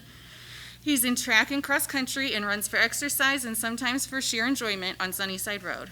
If this new high division density subdivision is built, I expect the resulting significant increase in traffic. I will have to tell him he cannot do that anymore, which is a shame. This has always been like a neighborhood on Sunnyside Road. Sunnyside Road just isn't built for or intended to be for more cars that we already have going down it every day. It has no shoulder at all or sidewalks, and it seems unlikely that will ever change. It's a lovely country road in the county. I walk or run on Sunnyside almost every day by myself and can attest that if 2 cars come at you at the same time, your best bet and sometimes only course of action is to jump into the ditch and pray. If you add 55 or even just 37 more houses, there will be at least that many cars, if not double that many cars, on a road that was not designed for such traffic. When I was little, Sunnyside was a gravel road, and even though it's now paved, and even though there's more houses that have been added over the years, it still has the flavor of the countryside. The houses built on Sunnyside Road are spacious, have acreage between them, and are well kept, and people enjoy the scenery when they drive or walk down the road. We love seeing the deer, turkeys, foxes, coyotes, even the skunks and armadillos. If you add this high-density housing development with Sunnyside as its only access road, much of this will eventually be taken away, and all the people of Sunnyside have worked hard for what they have and live here so we can enjoy a peaceful country road and wildlife and a neighborhood. It wasn't designed to be a thoroughfare to a tiny chunk of city. I can tell you that I would love for Warrenton to develop, but I don't see that this is the way to do it. I want Warrenton to grow. During the COVID, I went to local restaurants every Friday to get food to help keep them in business. I wanted to offer more for the residents. I will even say that if a Target or Breadco came to Warrenton, I'd be there at the grand opening.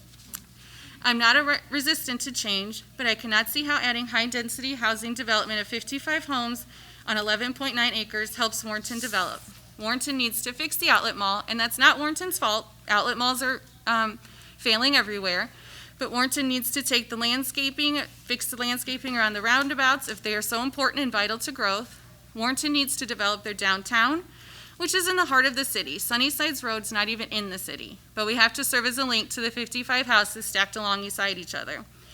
I know Mr. Keevan donated land to help with the roundabouts. While I don't think the roundabouts were crucial to the survival of Warrenton and Warren County, they are nice, but they've been appeared neglected lately, and now there are these huge amateur signs which appear to be telephone poles directing traffic to his golf course. The paper on them is already wrinkling, and they're strikingly unattractive. You would think the name of our town is now Country Lake, Missouri. I haven't really seen anything Mr. Keevan has done for our community that was done out of the kindness of his heart. No one has named a park after him or anything because of his selfless giving to this community. As a social worker, I agree that people need affordable housing, but these houses will be so close together they could never be more than starter homes or low-income housing, and the residents will have the aggravation of having to take the long way, one way or the other to get there and back from town. Are people clamoring for such a development? If they need the police are a minimum 10 minutes away. It seems animal control jurisdiction would be a nightmare as well as snow removal. It seems so confusing, it's almost silly. And residents with only one car are too far away from their city services to walk there easily. And if they do, they will be walking on the paved roads or in the ditches. I don't see success for a high-density development that is not close to any resources. I see this every day doing home visits from my jobs for patients who live in the country. If you aren't close to the resources and it's not convenient to get there, the resources are not available. As a person of the country for pretty much my whole life, except the years I was in college, I feel this is somewhat embarrassing for all of us to have to swallow our pride and come to the city meeting and beg you to listen to us and to think about us. From social media, we already know that some of you are not going to vote in favor of Sunnyside residents and probably don't see why you have to listen to all of us.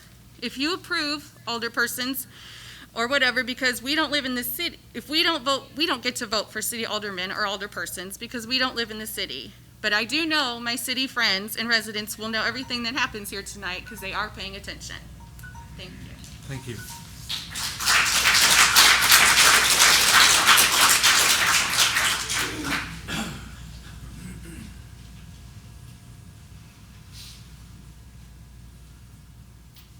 Good evening. I'm Janine Davis. I come at this from a slightly different angle, and that is our area's branding problem. And this episode is a case in point, because branding is understanding who you are, and this seems to be at the root of why we're here. I've spent my career working with companies like Dell, Levi Strauss, and Visa on corporate reputation and branding, the tools any entity needs to attract and succeed.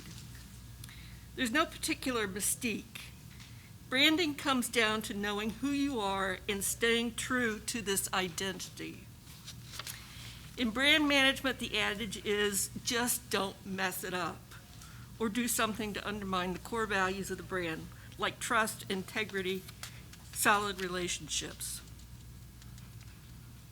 Let's say our brand, the Warrenton area, is something along the lines of a great and charming historic rural community with an array of restaurants, nice bars, salons, stores, and 2 golf courses. I think that's what the downtown revitalization effort is about. It's exciting to see this intentional work to attract more business while providing the space and opportunity for people to mingle as part of a vital community. This is on the right branding track. But as has been noted on social media, it's at odds with what we're talking about tonight, which is plunking down an urban density subdivision in the Sunnyside area. You can't be charming and at the same time so hungry for growth that you're willing to sacrifice your best assets. There will be many Keevan family partnerships that come and go, waiving the prospect of this or that in exchange for the character of our communities. But the character of our communities and neighborhoods is our brand here, in my opinion. Like many here that have talked tonight, I agree, growth is good, but growth at any expense is dangerous. This isn't a corporation where heads roll without high-paced growth. The only shareholders here are people and businesses who look to you to be responsible stewards of a healthy community, to have their backs. Growth will come from that if you let it. I found it troubling over the past 2 weeks to read comments on social media to the effect of, this is all about following the money. Or look out, more of this kind of development's coming your way next. In the last few days, someone posted, this is where we'll see our leaders' true colors. People are watching, and watching very closely. You could show this community that you aim to be true to a cause greater than growth, and that is to the character and interests of the community and people you were elected to serve. That's your legacy. Please don't sell our community short. Look for better opportunities like maybe a Costco in the outlet mall, as my neighbor Robin Hughes has talked about. I guarantee a respected company like Costco knows better than to come into town planning to upend any community. I have never had a client blindside a community like this. Never. If we cheapen Sunnyside, the market for people with the means to build and buy nice homes and acreage will dry up. As a sizable portion of the tax base and market for the restaurants and other businesses Warrenton hopes to draw and retain, the area can't afford to take that risk. I join my neighbors in asking Alderman Dyer and Schultz to abstain from voting, given their previous public comments. Finally, I try to live my life by the Hippocratic Oath. First, do no harm. Please don't harm us, your neighbors, tonight. The key stake in this is money. Ours is the life and well-being of about 130 families. Thank you. Thank you.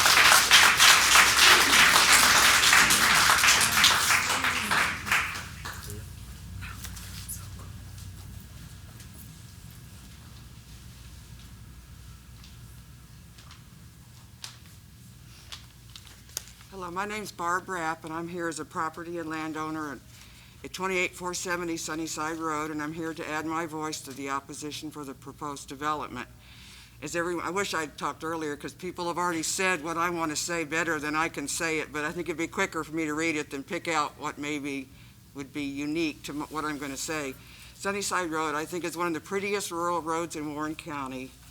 People take care of their own homes, they invest in their homes, and this has attracted other people to move there and build lovely homes of their own. That was my lovely daughter, Sarah, who talked a few minutes ago, and she, her husband, and my 2 grandchildren live on this road, and my greatest concern for this project is how this will affect them. I had remarks prepared for the meeting 2 weeks ago that was postponed, but I have to confess that after that I watched the recording of the previous meeting that did discuss the issue, and I actually threw those notes away. I was so discouraged, so disappointed, so dismayed, because it seemed rather obvious that this seemed to be a done deal.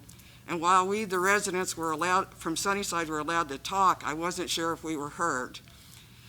And the social media, not to beat a dead horse, did seem to indicate that whatever our thoughts were, possibly minds had already been made up. But then I thought of my husband, Terry, and how he would have been fighting as hard as he could if he was here. So here I am after all. The only people subject to the adverse effects from this development and this proposed road are the people of Sunnyside, yet we have no vote in this, no one to represent us on this issue, and no one to vote out if we don't agree with this development. This is where I borderline on a civics lesson. This is undemocratic. We live in a representative democracy, but we have no representation here. We're not your constituents, so we must come here before you all, essentially with our hats in our hands, and ask you humbly to listen and to think about what we have to say. I don't expect to always get my way when issues arise in Warren County. Actually, I hardly ever do, because I'm a Democrat. But I do expect to be able to vote on issues that concern me and my family. As I watched that recording, I kept thinking, as John Berry pointed out, the government is supposed to be by the people and for the people. And that's what Abraham Lincoln said that. Not for the developer, not for the project, not for progress, and not for just the wealthy and politically connected people, but all the people. But it seemed that when Sunnyside residents spoke, the replies always seemed to be about the project, about growth, about the money, about the street lights. And I did resent the repeated use of Mr. Keevan donating his land. We all know he swapped it to get what he wanted, and he succeeded. Essentially, he manipulated boundaries and jurisdictions to bypass county zoning and disenfranchised anyone who could take exception to it on Sunnyside. In other words, he gerrymandered this situation where we have no say in what happens and it affects only us. Gerrymandering, shockingly, always rewards the wealthy and the powerful. Donations are to charities, Humane Society, Wounded Warrior. One has to wonder how much money is enough. I realize the annexation is a moot point, again a done deal. I did Google high-density housing in rural areas, and I found, frankly, it wasn't that promising. In fact, it supported what the doctor pointed out, that usually these projects don't blend in well with the rest of the area and wind up being a drag on the city after the sugar high of the annexation, when they do need to add another fire truck or ambulance or overtime. Another thing that struck me in that meeting, and this is my last observation, I promise, was the continual use of the word intentions when it came to the actual proposal. Intentions are not promises, and they're certainly not binding. And on a personal note, I don't have a lot of faith in Mr. Keevan's intentions. My property on the east side adjoins his golf course, and my boundary on the south side, for that matter, adjoins a parcel owned by Dr. Nicodem.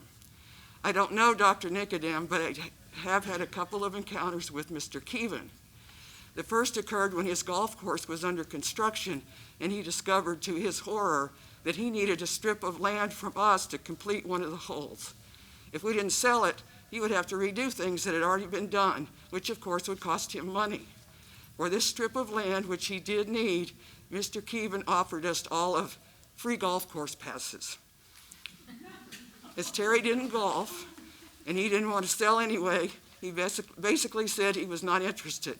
But Mr. Keevan persisted, so Terry's dad got involved, and if any of you knew Melvin Rapp, it shouldn't surprise you that we did actually get money for that land, and a good price at that. Mr. Keevan was quite disgruntled with the whole thing, and I remember Terry said he must have thought we were complete rubes.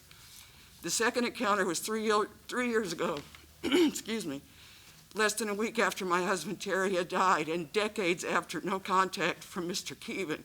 He suddenly felt the sudden urge to call me up and immediately offer to buy my property, all of it, all 60 acres.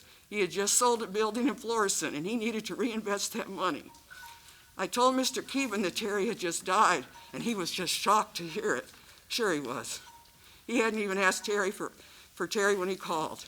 But hey, why not see if a grieving, vulnerable widow would possibly be open to making a rash decision that would benefit him, of course. So I have little faith, if any, in whatever Mr. Keevan's intentions may be. Please consider the people of Sunnyside Road and vote to and oppose this request by Mr. Keevan. I ask humbly and sincerely if you all would be in favor of this development if you or your family or loved ones actually lived on Sunnyside Road. Would growth and development instead of people still seem to be more important? Thank you very much for your time. Thank you.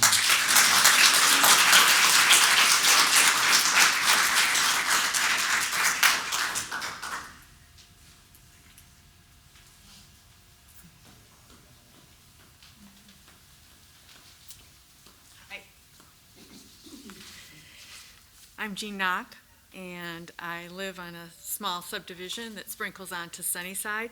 And just a little background on what my perspective is. My undergraduate background is in physical anthropology and primatology and biology, and I focused on studies in West Africa on vervet monkeys, which have nothing to do with Warrenton, but there are monkeys. And I also worked some for the new Indianapolis Zoo in the Amazon area for a period of time. Meanwhile, I've been out on Sunnyside for 26 years, and the last 10 years, my husband and I have developed an equine educational program for professionals and horse owners, which now is held both internationally and at Ohio State University. We used to have it here in Warrenton at the fairgrounds. I'm passionate about maintaining and creating spaces that preserve wildlife and have a positive impact on well-being of the people who reside there. I live in a small development, as I said, that falls onto Sunnyside Road, and my husband and I have a large family. It includes 2 mini donkeys, Henry Hee Haw and Hanky Panky. We have 2 horses, Martin and Scout, various barn cats that now, as you probably all figured out, they end up in the house, a maternal colony of big brown bats, and more on the bats later. We have fox, coyotes, turkey, deer, otter, muskrats, and probably more crawling, slithering critters than could be found in Jurassic Park, and we love it. We also live with the humming of grain drying bins, the cries from weaning calves, and the sound of gunshots from neighbors' target shooting, and the opening of hunting season. It's Warren County. It's the country, and this is Sunnyside, where we choose to live.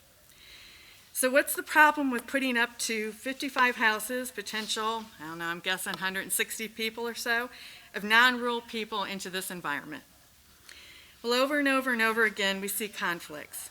The sounds, the smells, the noise, the slow-moving farming equipment on the road, sharing the road with walkers, bikers, and yes, occasional horseback riders, all on a road that has no shoulder. And let's not forget the scampering of those unfamiliar critters that can become a problem. City folk drive change to the environment to make it what they perceive to be a safer place. They eradicate what's not understood. Country people, well, we respect what's given and we live within it, right? Even the slithering critters. We drive cautiously to avoid deer. We stop to move turtles out of the road. Yes, if you've ever been behind me, I'm the one that has flashers. We work with wildlife rescue organizations to reintroduce threatened owl species to the area. We host clinics to spread the word of what good land management details. We know that our piece of land is not an island, but only a part of the greater greenway that our native plants and animals need to survive. And we spend a lot of our own money to partner with local conservation department to improve our properties, to encourage that diversity on our land. As I spoke to our local private land consultants, they confirmed that our little area is probably one of the most invested in the county when it comes to partnering on our private lands to try to encourage good management practices. So why does this matter? Well, would you believe there's over 132 bird species, 70 mammal species, 53 different reptiles, which I know is not my husband's favorite, within the Sunnyside area reach. We are part of a greenway that bleeds into Little Lost Creek and Daniel Boone Conservation Land, which actually is designated by the Audubon, Missouri as an important bird area. Little Lost Creek has grouse, which is incredible in Missouri now. We're a community that's actively invested our time, dollars, and hearts into protecting this land, whether we have 4 acres or hundreds. We know that what makes Sunnyside so attractive to buyers also makes it really attractive to developers. Will the residents of this transient community have the same investment to the area? And they will be transient. I mean, these homes are probably not one's end-of-life goal where they're going to be settling in and having their family for decades. It's just not. That's not what it's set up for. It's set up for an opening target to put people into homes, I'm assuming for the short term. So more than likely, it'll be rentals, as I see in a lot of the Detroit area. It's not what affordable housing means. It's temporary. It's not to be invested in. It's a stepping stone to something different. This development is the antithesis, really, of what Sunnyside is.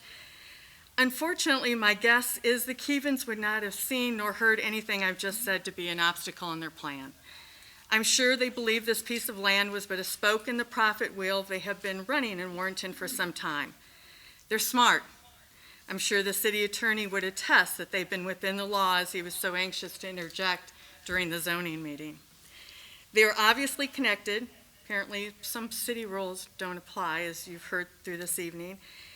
And as you've just heard, they're not above calling a widow who just lost her husband within days to pressure her to sell her property, which just happens to be adjacent to his other projects, or to approach another landowner with days of this vote to sell. Legal, I'm sure it is. Ethical, we can do better. Just, I had more to say, but I want to throw this out really quick, that you owe the developer nothing. Request that the Kevens go back to the drawing board and submit a request that's in best interest of the community. They can do this. It's not costing them money to reconnoiter. We've heard repeatedly that the city needs more crowded, affordable housing. This simply is an outdated premise, folks. On the headline in St. Louis Dispatch today, and I quote, "St. Louis plan envisions a greener, busier, more walkable downtown," end of quote. The cities are trying to recapture what we already have. I'd be happy to volunteer to research developers, to research other connections, to help you with some insights on how to do. There's actually conservation planners that deal with these type of mixes all the time. They're free. They'd love to come and speak with you. And I'd be happy to volunteer time to help organize a road trip and go see some communities that have worked through some of these issues in a more positive way. Thank you. Thank you.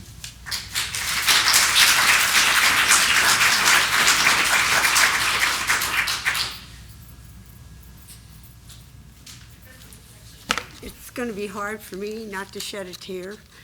My name is Dorothy Heidbrink.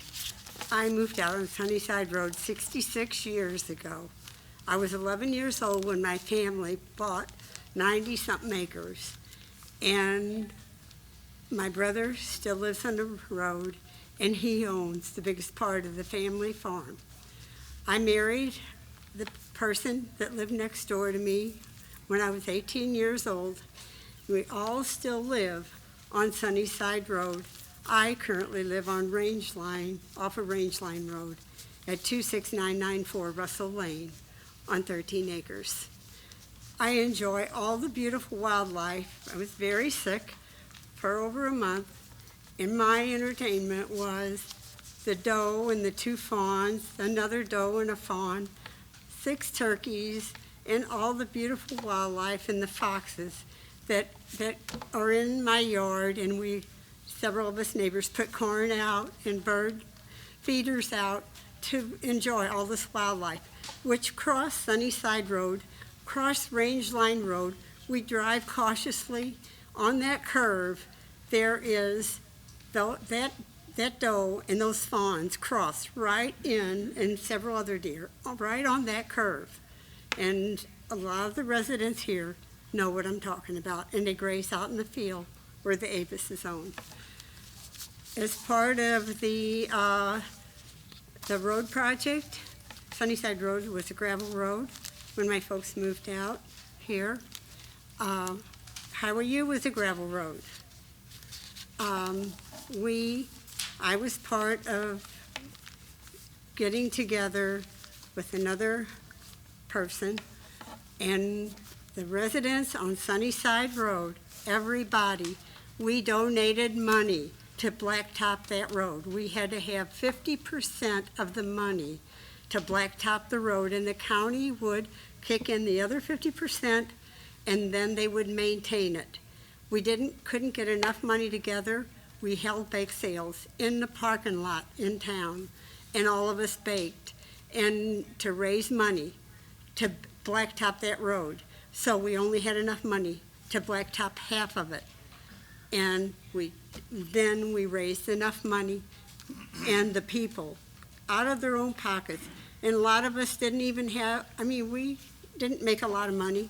We took our own money to blacktop the rest of that road. And I have walked and ran on that road since 1993, every single day, and 7 days a week. And I did ride my bicycle on that road, and people know that I have that live on that road, and Julie Avis runs on that road every day. There's several of us and I wanted to spend the rest of my life on Sunnyside Road, and I was part of the Lucky 4 4-H club that was formed, and we met in the Sunnyside School. We had box suppers. We had Halloween parties.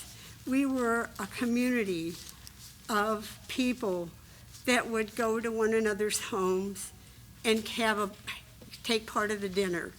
I drove a tractor learned how to drive a tractor when I was 12 years old, 11 years old when we moved out here, because my dad stayed in St. Louis and only came home on the weekends. And I would drive the tractor with my mom, my brother George, and my sister, and we would go down to the Spricks and have supper together.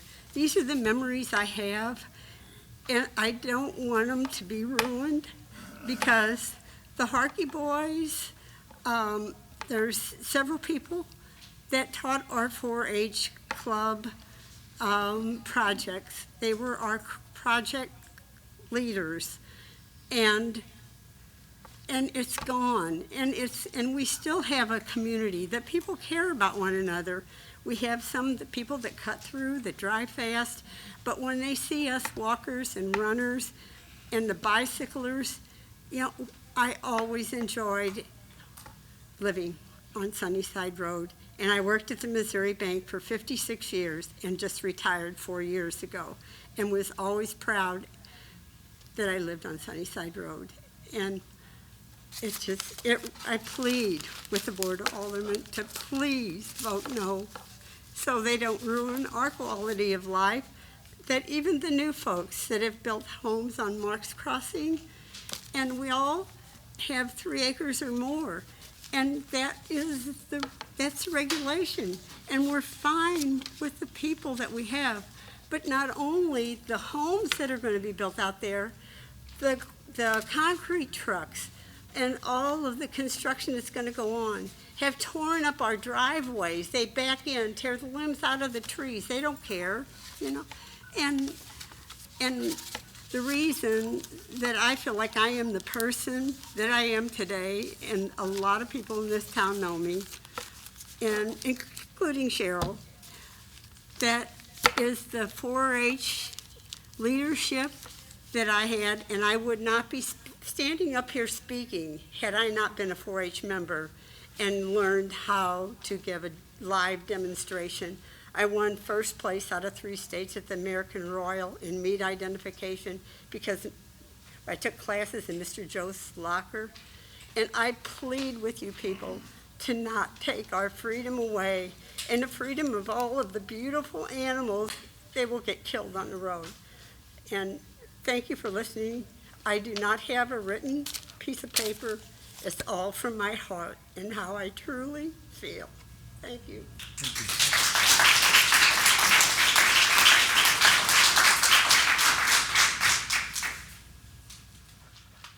Well, we're going to have last but not least. All the families on our road, as you can see, are against this development. I am the farmer on the road that will be affected. I own the property on the east side of this development, which is S&J Farms and Ranch. Huh? My name is George Jetsky. My wife is here. My sister was just up here speaking. We own the farm on the east side. We have every kind of livestock there is. And we store our hay on the property right next door. We have our machine shed, our machinery. And he has 2 houses on this property. I'm telling you, past experience. There's Section 8. Women with a lot of kids lived in one of them. The kids were climbing all over our hay bales, making tunnels in a big round hay bale. They were in our vacant house, trespassing everywhere, fishing, you name it. We ran a lot of them out, had the sheriff out there several times, with no help from the family. No fences to keep them out, nothing. This is an example of what we will have if you let this development go in there with all these houses. We own a lot of land on Sunnyside. The Avis family owns a lot of land on Sunnyside. In the last 8 weeks, we've had, just the traffic we've had 2 instances where people have ran through our fences in the middle of the night. One place we had cows on the road. Nobody came up and said who they were, nothing. We didn't find out till the next day. And so with it going to 55 homes, there's going to probably be two cars for every home and all that. The other thing I'd like to discuss is the water runoff from all these streets and all these roofs of houses. It's going to directly run downhill to our place, rot our hay bales, big round bales when they set out. We have rock down for them, but it will rot those. And it also will go down across the road and flood a lake that's right there. And then the overflow will go down to Rangeline Acres, which is many of the people that were up here and spoke tonight. They have trouble with it when we get large rains washing their road out now and their bridges. So that's what we're going to experience. The other thing is, we farm all the land on Sunnyside Road that can be hay baled or crop farmed. We have very large machinery. Takes up the whole road. We have to have an escort when we go up and down the road, which means people have to pull off in people's driveways. Our neighbors have been very good about working with us on that, and we have going up and down. We also have a large grain drying facility where we dry all of our grain. We have a lot of noise from dryers running and stuff like that. And these people, it's going to be a city, is not going to like that very well. We've had complaints before. In zoning, we had a commercial feed grinding operation. And zoning came out and said, oh, it's just a crop dryer. We were fine because we've been grandfathered in on everything that we do. And these animals, large, farmers, years ago, when an animal would die, a calf or a bull or anything like that, example, some friends of mine had a 2,000-pound bull that died. They took it and threw it over the fence to the hogs. There was 100 hogs in the lot. 2 hours later, all that was left was bones. 100 hogs. Now, if you can only imagine, all these children are going to be running around, trespassing our line, and if they get in that pen with those hogs or those cows, it's going to be bad. As you know, bulls have a tendency to charge people, especially if they're wearing red. With no wise tale, but it's true. And so I hope for the safety of us that you will please vote no on this, because we will greatly be affected, and all the people that are here tonight, and so many people are against this. So our life is in your hands. Thank you.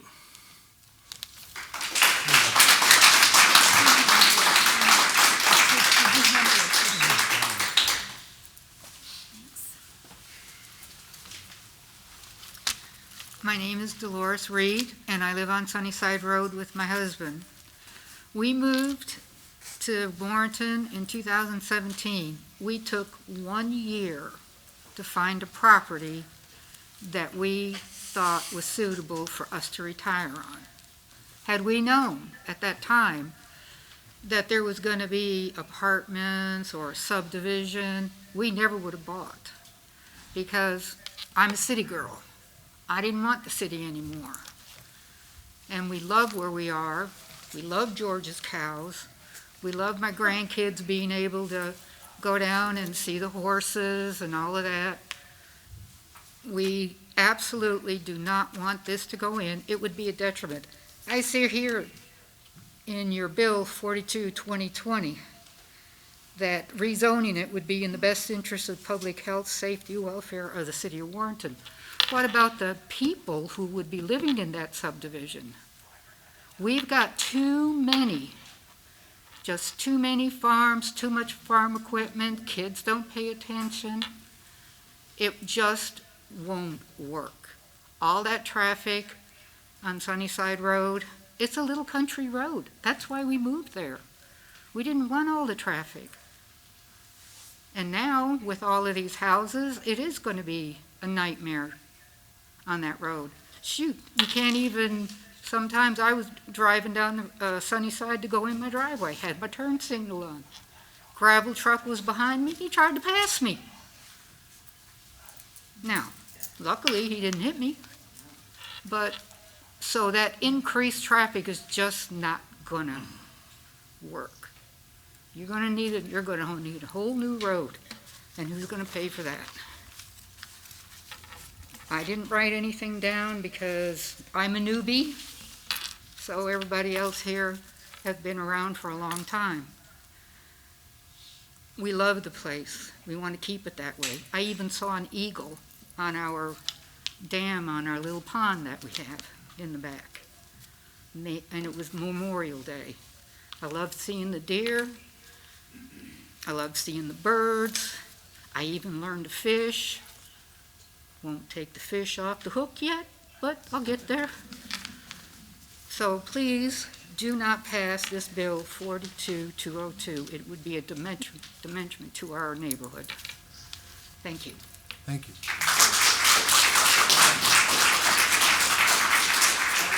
I'd like to get up and make one more statement. Yeah, hold on. Let's let other people make statements before you come back up. After everybody else make a statement, you can come back up. Is everybody done? They're not. No. There's I'm several not other people that finished, stood up. If you could please wait. Okay. Thank you.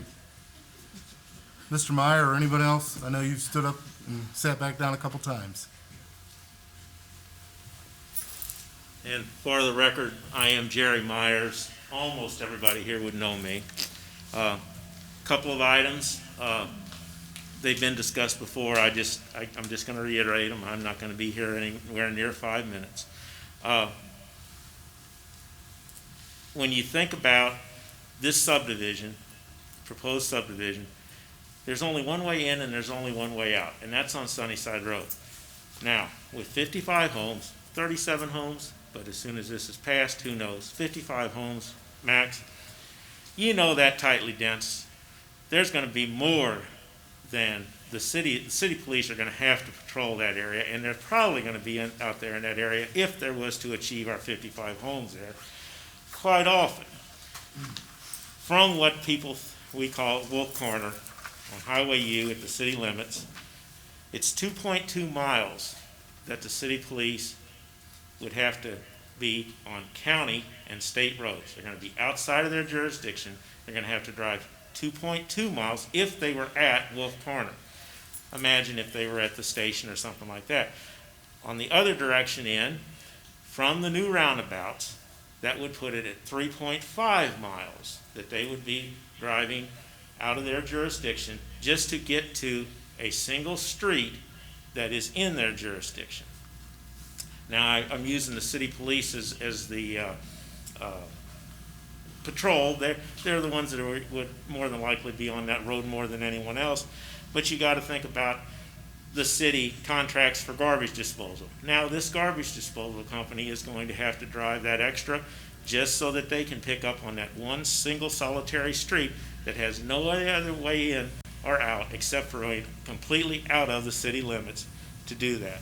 Probably the most important of all of these is it's been mentioned every single time. This is a county road. In the winter, what that county road means is Warren County is responsible for clearing those roads. Well, what do they got? 2, maybe. Generally what happens on Sunnyside roads is it gets packed up enough, there's enough traffic on it, that the snow gets packed so tight on that road that it cannot come off with a snowplow. So the county, the next day or whatever, gets out there with a road grader and gets it cleared back off. So now, you're going to have the city of Warrenton fabulous on getting their streets. They pre-treat, their streets are clean. You're going to send snowplows, ice trucks, Highway U, another example, state highway, especially within the city limits. You know right where Coleman's are at. How many people in the winter go off that, embankment there? It's slick. Highway U does not. This MoDOT cannot do any of those smaller state roads before they take care of their interstates and their service road. So Highway U is also very slick, wintertime, by no means ideal. Now you're going to send a loaded dump truck with a cinder, salt, whatever, snowplow trucks, all of these maintenance, you're again sending them 2.2 miles on icy, snow-packed roads, possibly 3.5 miles the other way. Some of that involves a service road. That's, more than likely that will be cleared. The MoDOT tries to take care of those larger but I can assure you that no fault of the county, we get a lot better snow removal than we did when it was Pinckney Ridge, when it was a gravel road. But nonetheless, it's going to happen. Sunnyside Road is going to get pretty much packed snow. It's going to be slick, and then sun comes out, it melts, refreezes because of the trees. All these curves, nothing but skating rinks. Like I say, generally it takes a road grader to come in there to bust that all off of there, and of course that doesn't happen the day it snows. So you got, and you're going to put your city vehicles out of their jurisdiction completely off to go to this one single street that's inside the city limits. And then the other thing I wanted to mention was that even the county now, if Mr. Keevan owns this log home, and this log home is the private drive to this log home. This is that controversial street. Right at the moment, it's a little gravel driveway that will be expanded into this street. The county would not even allow that driveway now, much less the city, but it's grandfathered in, so it's there. But the city, Eric signed this in 2015, September 18th, getting pretty close to being 5 years ago. The city passed a zoning regulation, and it's ordinance number 2245. And of course, it doesn't apply here because this driveway is already there. But if this was a new subdivision and it was proposed, it would never have gotten to P&Z at this point. I didn't think I was going to be 5 minutes. So anyway, real quick, you should expect, or the ordinance says 470-foot line of sight for a city street entering another highway. If the occupants of one of these 55 homes, they get in their car and they stop and they look to the right, they have no problem. Probably a half a mile or longer. They look to the left. And David mentioned, let me tell you, it was either an 05 or an 06 black Silverado pickup truck. Just about kept 3 of us from being at this meeting tonight on this same exact blind curve. And if you look to the left, you're right in the curve, so you're not going to be able to see the rest of this road at all. And in addition to that, there are trees, old, very, it's all private property. It's all country, just like you think of a country road with all these trees. This entrance to this thing with 55 homes, 160-some cars, some of these parents are going to have 16-year-olds driving, going to have them all going to work, going to school in the mornings, coming home from work, from school in the evening, and this is on the 40-mile-per-hour road. I had a lot to say about a 60,000-pound tandem truck coming from Merton's Quarry going to the interstate, and what they're going to do on this. You don't have 100 feet there. Somebody's, with the traffic we've got already, we almost got head-on collision. So, thank you. Thank you.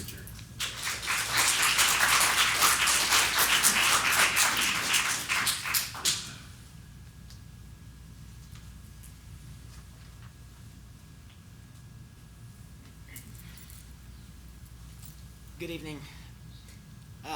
Did you guys know that public speaking is the #1 fear, but you would not be able to tell in this room tonight? My name's Brian Sweet, and I've been a resident of this community since I was 7 years old. I chose to move back to this community after college with my fiance because I love this community so much. This community means a lot to me. I chose to move back here because I feel like small towns care about their community members more. They care more about one another than they do about advancement in the community or things along that line. My wife hates it when I go into Walmart because it takes me 3 times longer than a normal person because of all of the conversations that I have while I am there. And that's the community that I chose to be a part of. And now, while I understand that growth is inevitable and welcomed in this small town. To what end? It's our responsibility as community members to improve our community as we continue for the next generation. So I have to ask you, doing this development, how does this improve our community? It does not improve one life out here at all. Now, I chose to move back here, and I built a home in the villages of Warrior Ridge. I chose to move into a subdivision. I chose that. I love my community. I love my neighborhood. But if you look to the west of that community, you see across from the library another large community that needs to still be developed. And if you look at the end of Warrior Avenue, across Pinckney, you see another large area that is yet to be developed. So you have to ask yourself, who does this benefit? Because you don't have anybody in this room tonight that supports it. I haven't heard one person say, yes, let's do this. So you have to ask yourself, are we improving our community by doing this? Because I haven't heard yes tonight yet. Not from one person here. I grew up on Sunnyside Road at 28190. Some of my best memories have to do with the actual road. Riding bikes up and down the road, crossing the road to go deer hunting, walking down the road to go fishing, being taught how to drive on that road. All of these are very important memories, and adding this development will take away a lot of these memories that are potential for our next generation and the kids that are growing up on this. So I ask you, please vote against this. It does not benefit the majority of the people. There are only one or two people that truly benefit from this, knowing how much more we can develop right here in our town, right next to my community, and I welcome it. There's no reason to go out to Sunnyside to do this, though. So I please ask you, look within yourself and ask yourself, who does this truly benefit? Because it's not my friends and family that are here behind me. Thank you. Thank you.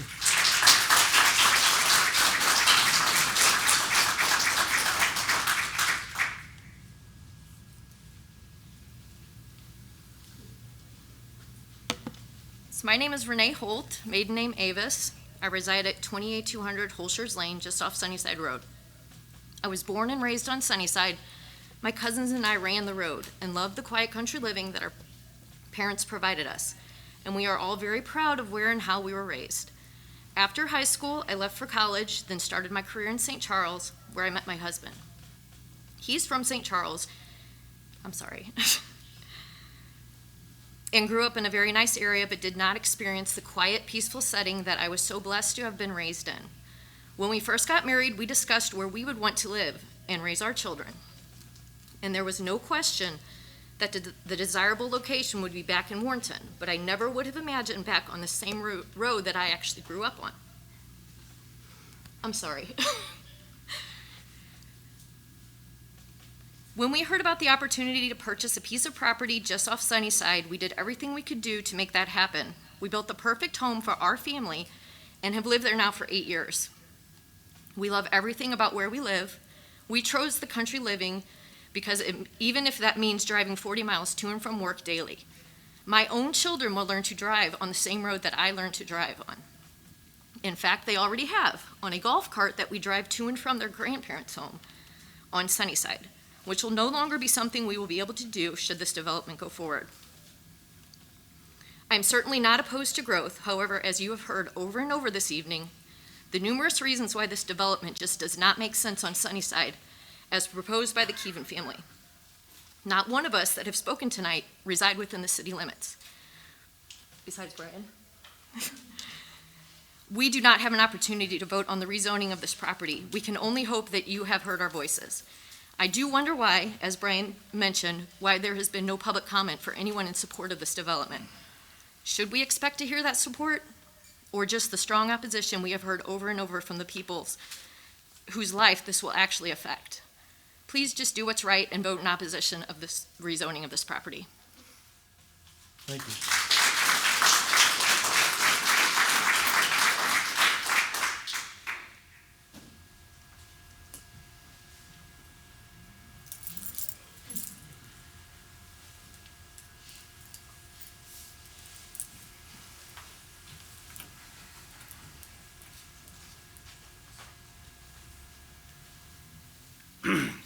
My name is Mike Fector. I'm a resident of the Sunnyside community as of about 8 weeks ago, so I'm probably a newcomer. These masks are proof that we all breathe shared air. We have no choice. Likewise, we all share the same community. We drive the same roads, eat the same restaurants, shop at the same stores. Warrenton, Incorporated Warrenton, rural Warrenton, we're all in this together. I just want to ask you to please consider the comments that were made tonight. Thank you. Thank you.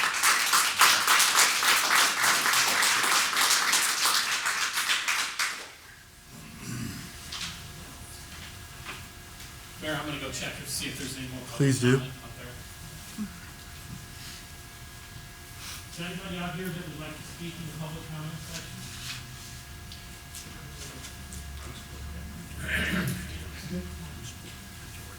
You got one. That's fine. Just stay up there, state your name and your address.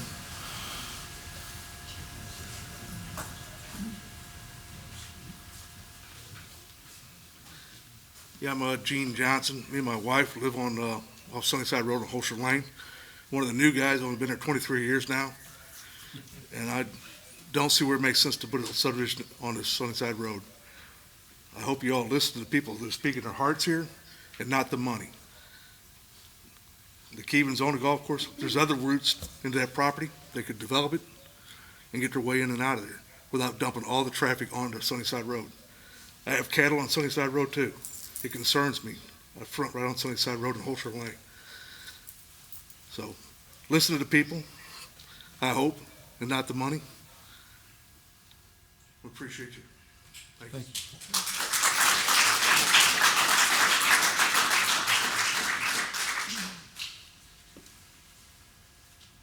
You said there's no. Come on.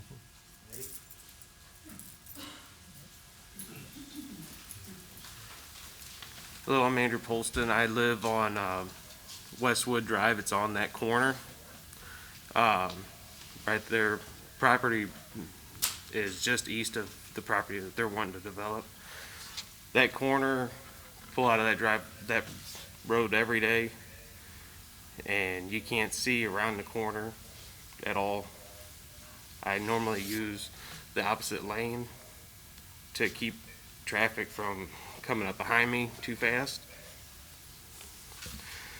It's bad spot. They're all right. It's terrible. Thank you.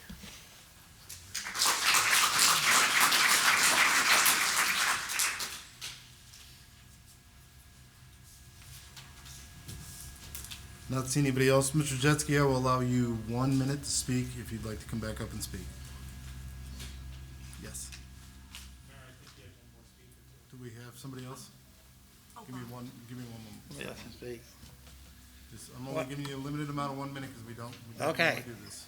The Keevan family called me last week. We had a meeting last week with Keevans, and we had a proposal, which I think I have an answer for the whole thing for us. The proposal is they wanted to buy me out. And I said, I'm not for sale. My proposal was them, I want to buy them out. My offer is still good to buy the 12 acres and the homes. And the other offer was, if they didn't want to sell it to me, that I'll farm the ground, leave it agriculture, and we will farm the land, rent the land at a good price from them to farm it.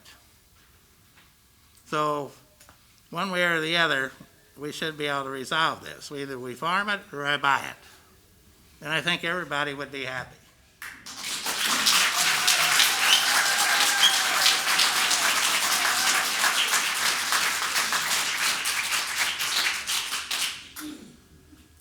for me.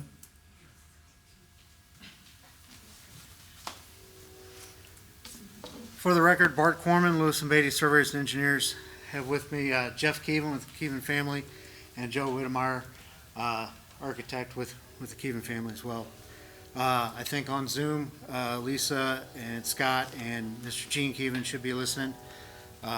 So anyway, I only have 5 minutes, so addressing some of the issues I can address later in the meeting if you guys have some of those concerns. A couple things I want to point out that hasn't been addressed too much is in your master plan chart on D12 talks about what your needs are for the next 20 years, which actually we're 5 years already in. Residential, you're going to need an additional 951 acres, and you're going to have to transition that from a negative 1,649 acres of agricultural undeveloped to stay with the pace that the long-term plan was put together with. So that's got to come from somewhere. And this is just 12 acres of it. It's obviously a controversial 12 acres, but that's something to consider.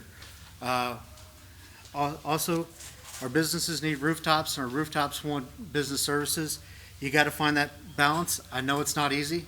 You guys are the decision makers. I know it's not easy. I've been there in those decisions before, in a little different perspective. One thing that I think the city needs to consider is when you annex into a property, I know the policy is to set it up as the same as the county, but pretty much everything in the county's ag. I think you should probably either set that up as what's in your master plan, or do something of that nature, because as you know, when we did the annexation, we talked about residential development. That was the intentions the Keevans had for this property during the annexation, and we discussed that. So anyway, there's a lot of things that I can talk about and address some of the issues. One thing that was common was the bicycling, walking, and running on Sunnyside.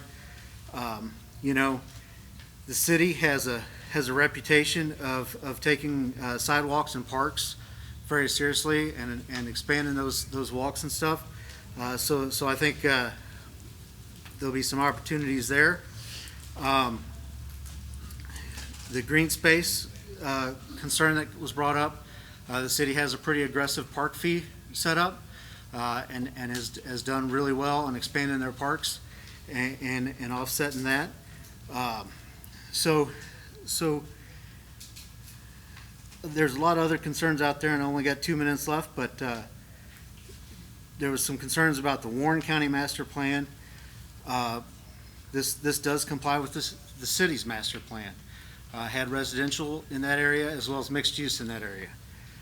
The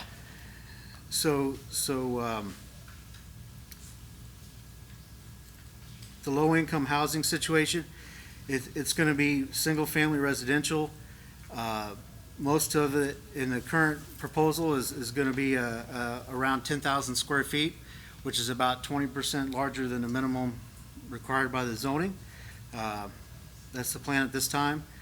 It is 37 lots. It's not 55 lots or anything more than that. The property just doesn't serve it to where we can get to that kind of density. R2 is we've downscaled our request from R3 to R2. You only have 3 choices on residential anyway, and they're big jumps, and that's just the nature of the city and the structure that they have now. Because I know that was a concern of some folks that were out there. There was a concern that nobody had reached out to the community along there, but that's what this is, and that's what this public hearing is about. And obviously, there's been a lot of discussion over the last month or so. I'll just leave it at that. But we are working on the safety issue with access to the county. We've had some discussions with them, and we've met with the county commission on that. So I know that's a concern that a lot of people have, as well as we all should have, is the safety of that intersection coming through. And I'll leave it at that, and these guys can talk if they want, and I'll answer any questions throughout the meeting. Thank you.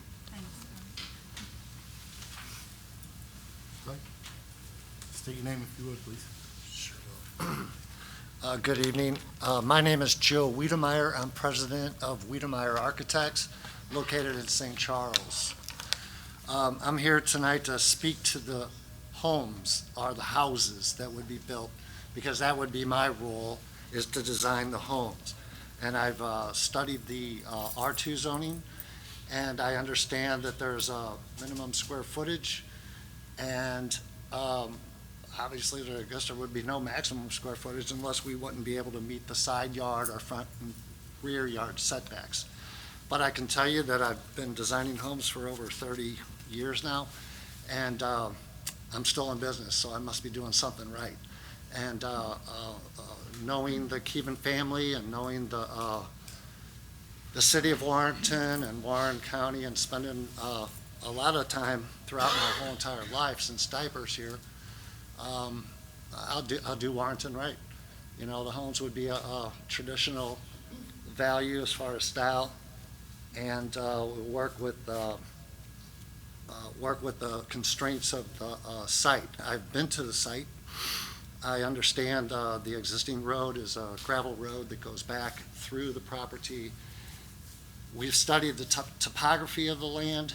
Sorry, could you speak up just a little bit? Sure.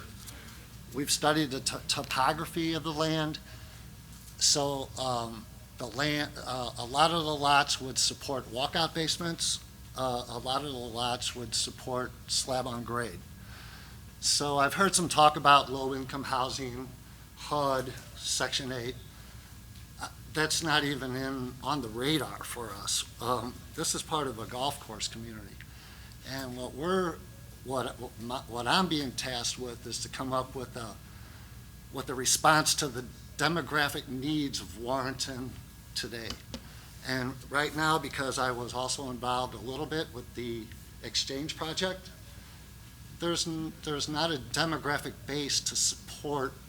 You know, if anybody's disappointed with the development or the lack of development following the Exchange going in, the cues I'm getting is there's the big box folks, or in my case, Cracker Barrel, I think would just be great right there.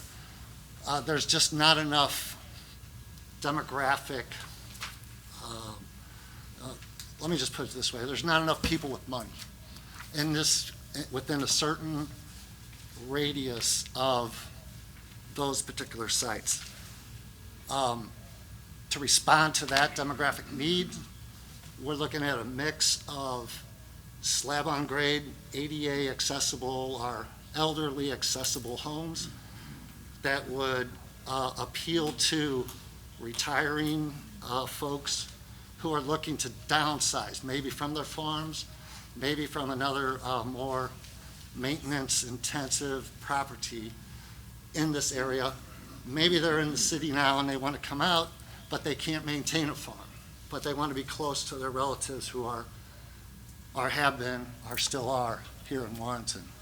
So that's in the mix, the slab on grade, the ADA or elderly or, you know, handicap accessible type of structures, or homes, and then the walkouts, which everybody seems to like if they can get them.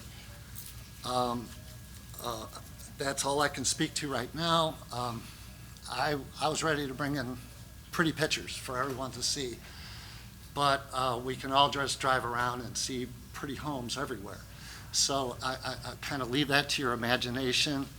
It's really not, from my experience with these types of meetings, that's not the issue tonight. The issue is the zoning and getting the residential going so that we can get to that next step, so that we can get to the next step, which would be solving the safety issues on that road and responding to the quality of the home product that I'm honored to actually serve with the Keevan Family Partnership. Again, I'm sort of part of the development team, so I will be here to answer any specific questions that you might have. I just wanted to make a statement during the public hearing. Thank you.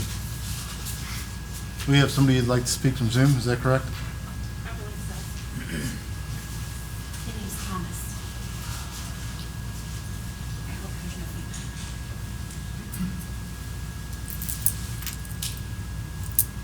Are you there?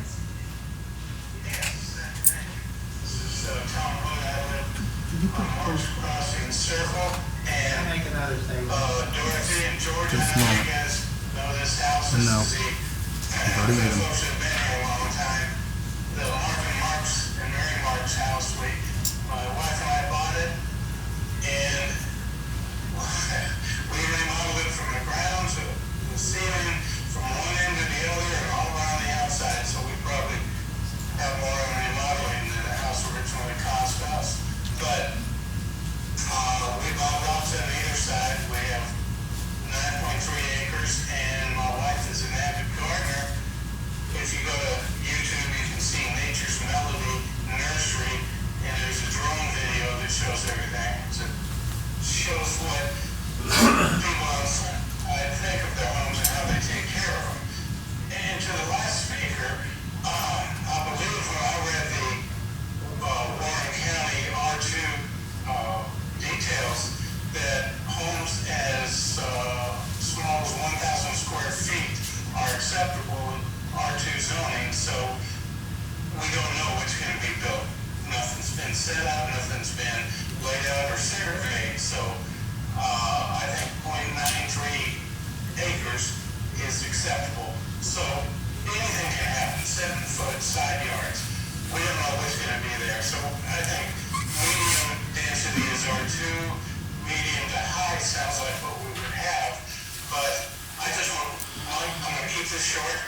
What we have heard today is an overwhelming outcry from the people who live on Sunnyside or in the generational neighborhoods around Sunnyside, that this is a bad idea. The safety concerns are overwhelming, that the school buses are parking along these blind corners, and not to mention when the roundabouts were being put in, we had construction trucks, Warrington construction trucks doing over 70 miles an hour down Sunnyside. What's going to keep any of these other construction trucks from doing that? So we have an overwhelming outcry that this is a bad idea, and we're asking for a no vote. Also, we've heard that certain aldermen had published their bias and already made their decision without even a hearing. They should be recused if not asked to step down. So basically, that's where I leave it. I think this is a bad idea. I think it puts everybody on Sunnyside at risk, and somebody will get killed, either in a traffic accident or hit by a car or a truck or construction, because we have so many people using Sunnyside as the road they live on to jog and ride bikes. So I ask that this board just says no at this time. We've heard there are other places homes could be built in town. So thank you for your time. Thank you.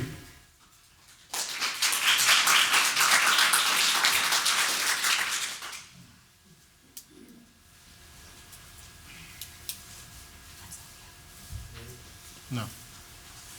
We have another gentleman coming up.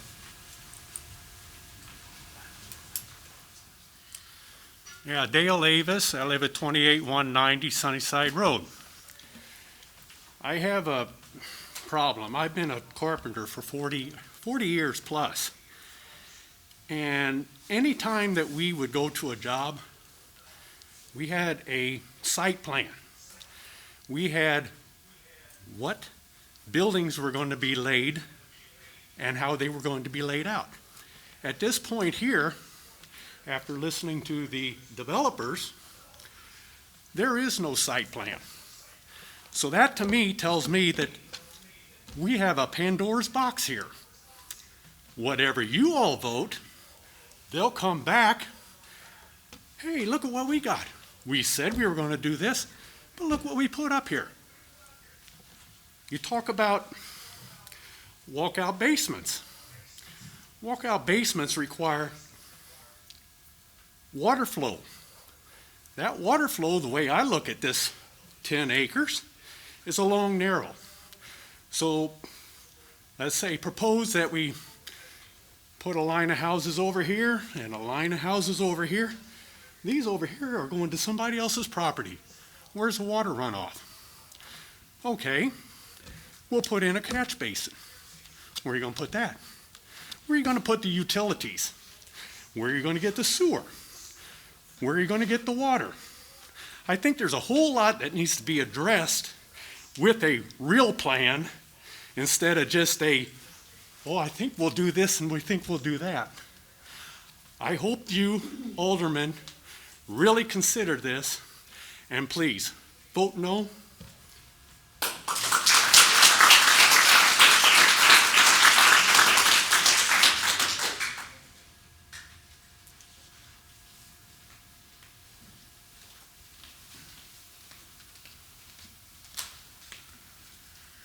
Hi, my name is Danielle Swafford. I live off Sunnyside. My husband and I just built a house on 15 acres with 4 other families. I can't even imagine 30 to 50 houses on that piece of property as it is now. My other concern is that they're talking about that they're wanting these houses to be for elderly and handicapped people, which is great if that's what it's really for, but then you're going to put elderly people in danger to go onto Sunnyside and have them go out into a road that's not safe for them. If that is your vision, then have them come in from the golf course. If it's supposed to be housing of a golf course, then it needs to come from a golf course. Don't put these people in danger. If you're wanting something nice for elderly people out there, give them extra space. Don't put them right next to each other and then endanger everybody. This needs to be a no.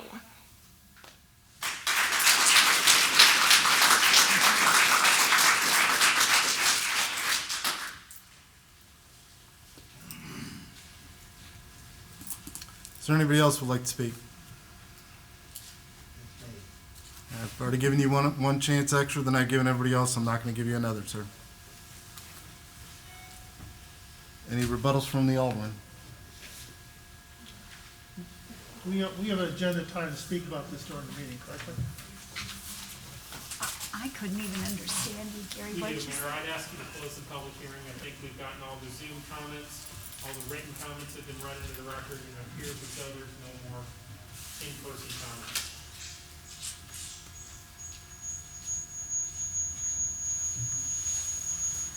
That being said, we'll go ahead and bring the public hearing section of the Country Lake Estates Plat 1ZC-62 to a close. We open the regular Board of Alderman meeting at this time. I ask that you remove your hats and stand to say the Pledge of Allegiance with us, please. I pledge allegiance to the flag of the United States of America and to the republic for which it stands, one nation, under God, indivisible, with liberty and justice for all.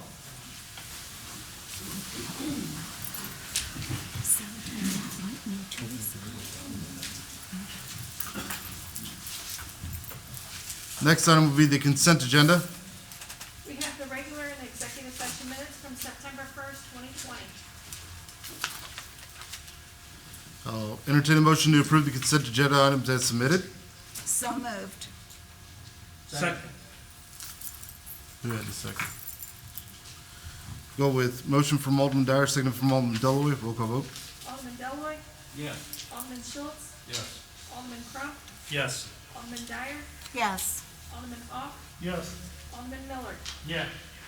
Motion passes 6-0. Next will be hearing from the public. The hearing from the public does not pertain to the public hearings at this time. It will pertain to any other business that any other citizen may have in regards to any business within the city. We'll give you 5 minutes to speak. We just ask that you come to the podium and state your name. Name is Neil Dickman, live on Thurman Street. Tried to talk to city administrators, a few others, as well as my boss has, about us repairing the street so I can have my vehicle at home. Don't get much response from the city. My boss has offered to completely rebuild the road to withstand my truck. Just kind of seeing what kind of help you would need to get something, come some sort of agreement with it. Thank you. You can stay up in case you want to ask questions, or be it. Does anybody have any questions in regards to that? No, I thought we resolved those issues, Frank, or No. Dave, when you came before the board earlier. No. No, what we did was rewrite the ordinances, because the way the ordinances were written, I was exempt to go home and to leave my residence. Have since then rewrote the ordinances where I cannot, and deleted the ordinances that were in there. Counselor, can you give us an update on the ordinance I don't issue? believe we actually rewrote it. What happened was, if you recall, this gentleman came in last time, he's got this, what's the name of your vehicle? It's a heavy-duty tow truck. Heavy-duty tow truck. I know it like tows semis, and, you know, basically you came in and you were really honest and said, look, I'm completely destroying your road, which was the complaint that we got from the citizens that live on the road, what was happening to the road. I know there was some initial conversations between your employer and the city about, you know, contributing to some repairs or building the road, so maybe possibly you could handle that way. But the way I think I understood it was that broke down between your employer not willing to really, I know you say he was willing to rebuild it, I don't think he was willing to go as far as maybe he may have told you or indicated to you. So, you know, you were written one citation. You since, I spoke with your attorney, Mr. Robertson, you since are storing the vehicle off-site until something can be worked out with regards to that. So, I mean, I guess if your boss is now willing to maybe have the conversation, it didn't really break down on our end, because we'd love to get the road repaired, especially if your boss is willing to pay for it, to build it so it can handle that. I would suggest that your boss contact the city again to see where those parts are. He did in fact speak with Brady, and Brady informed him that the board had discussed it, but our public works director has said there's more to be considered than just Thurman. There's the road that has to come in to get to Thurman on the city street, and then there's the action of pulling forward and backing up to be able to back the truck. So there's far more at stake that would need to be upgraded to handle the weight than just Thurman Street. I understand that to a certain extent. Oak Street is not a weighted street. Thurman Street, between Oak Street and Main Street, is not a weighted street. Weight restricted street, I should say. Yes, there is some damage on the one-way portion of Thurman Street. Do we need to tear it out and rebuild it correctly? There's about a 10 by 20 section where the rear of my vehicle pulls up on there off of Oak Street. Oak Street is not really bothered. So, Alderman Ock, in response to your question, I think that there were some conversations. We did work out a resolution temporarily. I would recommend that you have your employer contact the city, contact Randy, to, you know, find out where those conversations are, and we can bring back a update to you, you know, at the next meeting. Now, my recollection, Chris, on this was that we had some discussion about, first of all, is a vehicle that size appropriately to be stored or used within the city limits of Warrenton? So it would be similar to parking a semi in the city limits of Warrenton. Would this be a vehicle that would be considered to be allowable to be parked in the city limits because it's at a residence, it's not at a business? That was one issue. The other issue was if we allow this gentleman and his boss to invest money into improving the city streets, what do we do to the next person who has a similar vehicle whose boss is saying, well, I'm not going to pay to improve a city street that we're destroying. how do we justify treating this gentleman one way and somebody else a different way? That was the other side of the issue that I think we kind of wrestled with. It seemed like it was really, it's almost like giving privilege to somebody who can afford to do this. So I'm not clear as to what the requirements were or the disapproval is for having this type of vehicle being parked at a residence, if that's allowed, if it's not allowed. And then there's the issue of equity in the sense of why can somebody do something because they have a lot of money and somebody who doesn't have a lot of money can't do it either. So there's a sense of fairness there also. I think what we can do is refresh it, and this was not a comment I anticipated. I figured, like Alderman Dyer said, this had probably been resolved. He had found an off-street location, and that had worked out, and the street was left the way it was. If we can bring an update back to you, I think that's probably going to be the best, and we can have a clear call. And that was one of the issues.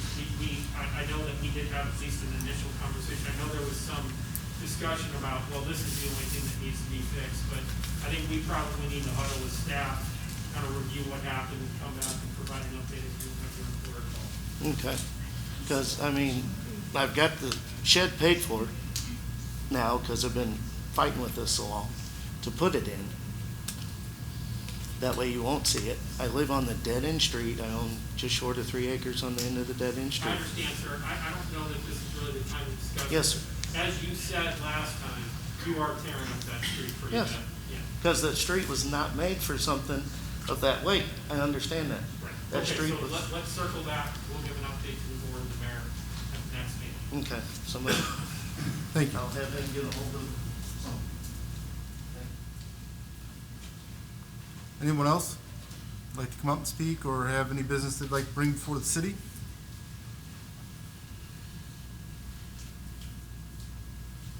All right, moving on. Board of Alderman comments.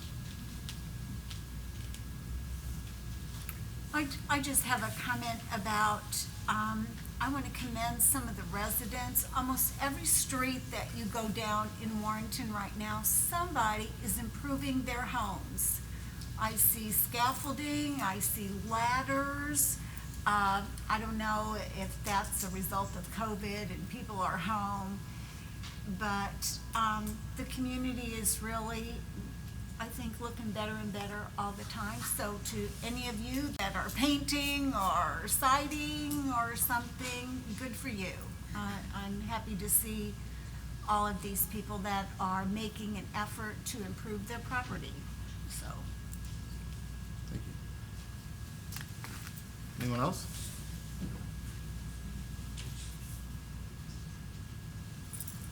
All right, my comment's going to be kind of quick.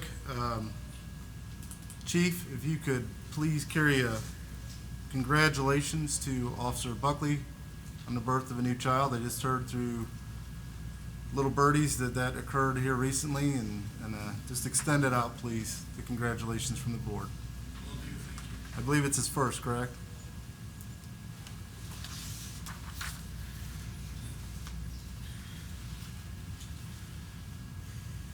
Next will be the CARES funding for countywide communication project.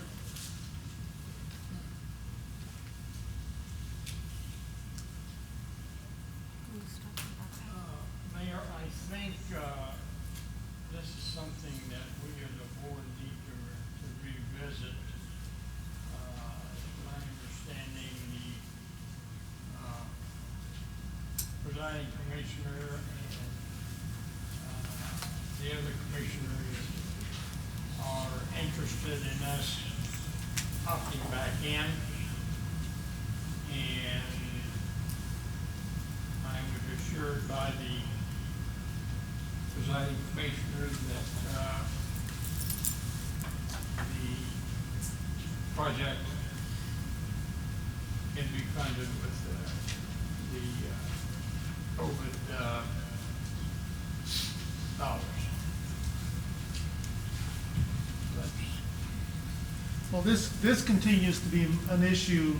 When we sent the letter, and I have it in front of me talking about this, it says we additionally voted to reverse this decision about not participating in this project depending upon an opinion subsequently provided by an auditing firm with experience in single audit acts referred to in the COVID guidelines. And that is what the requirement we said in the letter was, not an opinion, not a phone call, nothing else. This is an audit issue, it's not a legal issue. And we simply said, if you give us a letter from an auditing firm that specializes in this, we'd be more than happy to participate in this project. That was the criteria that we all agreed as the board members. So I think we need to stick with that criteria, because I think I talked to you about this on the phone. If the presiding commissioner has documentation and support that says this is legitimate, then I think if it's provided to the city, to Terry to review, to have our auditors review, that I would be more than happy to move forward with the project. This is not a project about not wanting to participate with the county, not wanting to participate with the sheriff's department. None of those things are playable. It's stuff that's needed. I spent a long time on the 911 board. I was involved when we first put it together. We discussed weak areas in the county where signals can't get, and so I'm aware of the issue, and I think we all are aware of the issue, and we want to do the project. It's simply a matter of funding, and I'm more than happy to take the county's money with those criteria. So I don't know why we're revisiting this again, because they haven't done what we all agreed they should do. 'Cause I believe there was some more information that came out, and that's what he explained. And that's Again, why we're revisiting it again, is due to the information that was provided. Also, though, I would like to correct that I don't believe the sheriff's department has anything to do with it. It's a collaborative effort among all agencies out there. well, it's all emergency service providers that work together on it. I agree with that. But So all my- of us My did not position is agree. still the same, is we said this is what we'd like to see. I have no problem with the city getting hold of our attorneys or our auditors and providing the documentation and say, in your opinion, should we be accepting this money? I would be more than happy to do that. I think at the prior meeting, you asked the question, why didn't we do that? I think we should do that, and that could resolve this thing really quickly, probably could be resolved in 2 days, and we can move forward. Gary, it was not a unanimous vote, though. Well, it doesn't matter. No, but you're Part of- saying we all agreed. No, we Well, I didn't all think agree. part of being here, when we agree to something as a group, it's agreed to by all. That's part of it. We can't, that's, when you accept, when I lose a vote to you, I say, I don't agree with you, but I'm accepting what the majority of the board said. And that's what I'm saying. Okay. My position is still the same as well. Is there anybody else who would like to comment? See, I would like to change my decision.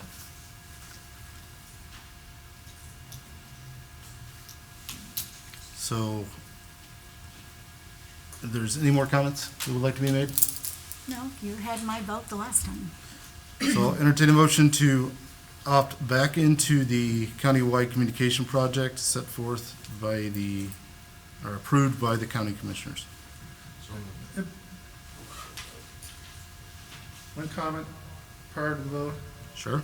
I think you need to acknowledge that you work for an emergency service provider in the county, and I think it skews your vote, and I think you should abstain from voting. Who, me? Yes. I'm a tie-breaking vote, and only at that time would I be able to abstain. Well, if But we get at to a this- tie-breaking situation, I'm asking you to abstain. At the same situation, if it is a tie-breaking situation, then I will abstain. Okay. And I will note at any day that I am an emergency service provider. Made no bones about that. I don't know how that it obscures the thought process or the vote on this. I'd like to hear your input on how that obscures that. I have been on council many years where my employer has wanted to do business with the city.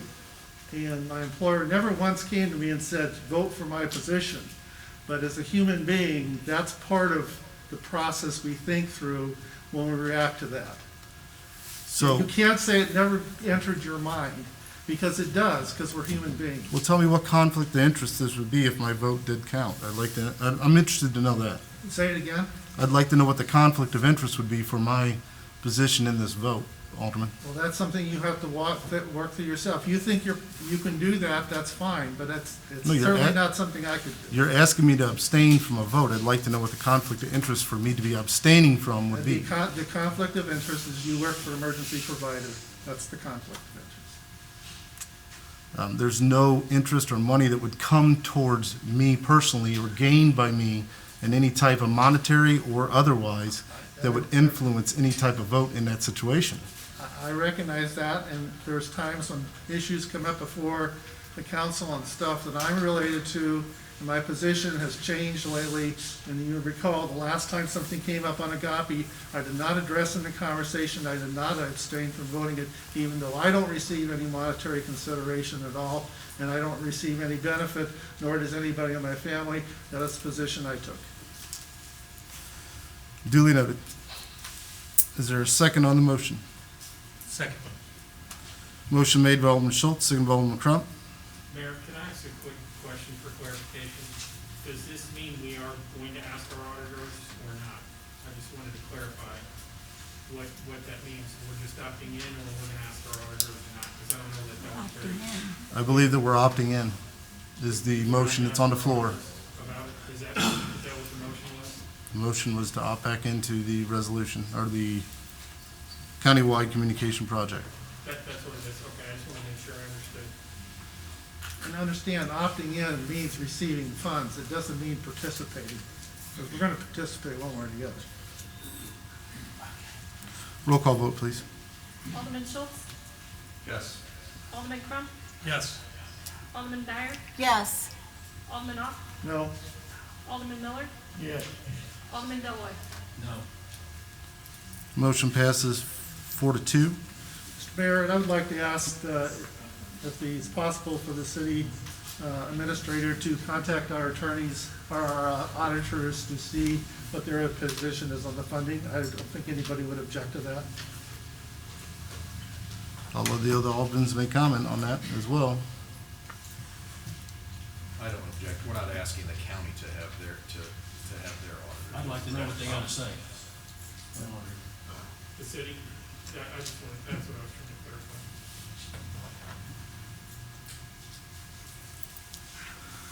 Motion to opt back into the countywide communication project passed on a 4-2 vote. Next, we'll hear from City Administrator Terry Thorne. I don't really have anything additionally for you this evening, other than just I'd like to thank Brad and his crew for all of their work to get this room ready on short notice, so that we could actually meet here this evening. Absolutely. They did a great job and really rushed to make it into a situation where it was usable for tonight. So I truly appreciate all of that. Thank you. Anything else? No, that's All right. Thank you. Next, we'll hear from Director of Operations, Brandy Walters. Good evening. The only thing that I really have for you, as you guys know, tonight we have the Control of the State's Plat 1 zone change 62, where the applicant had applied to change the zone from ag to R2.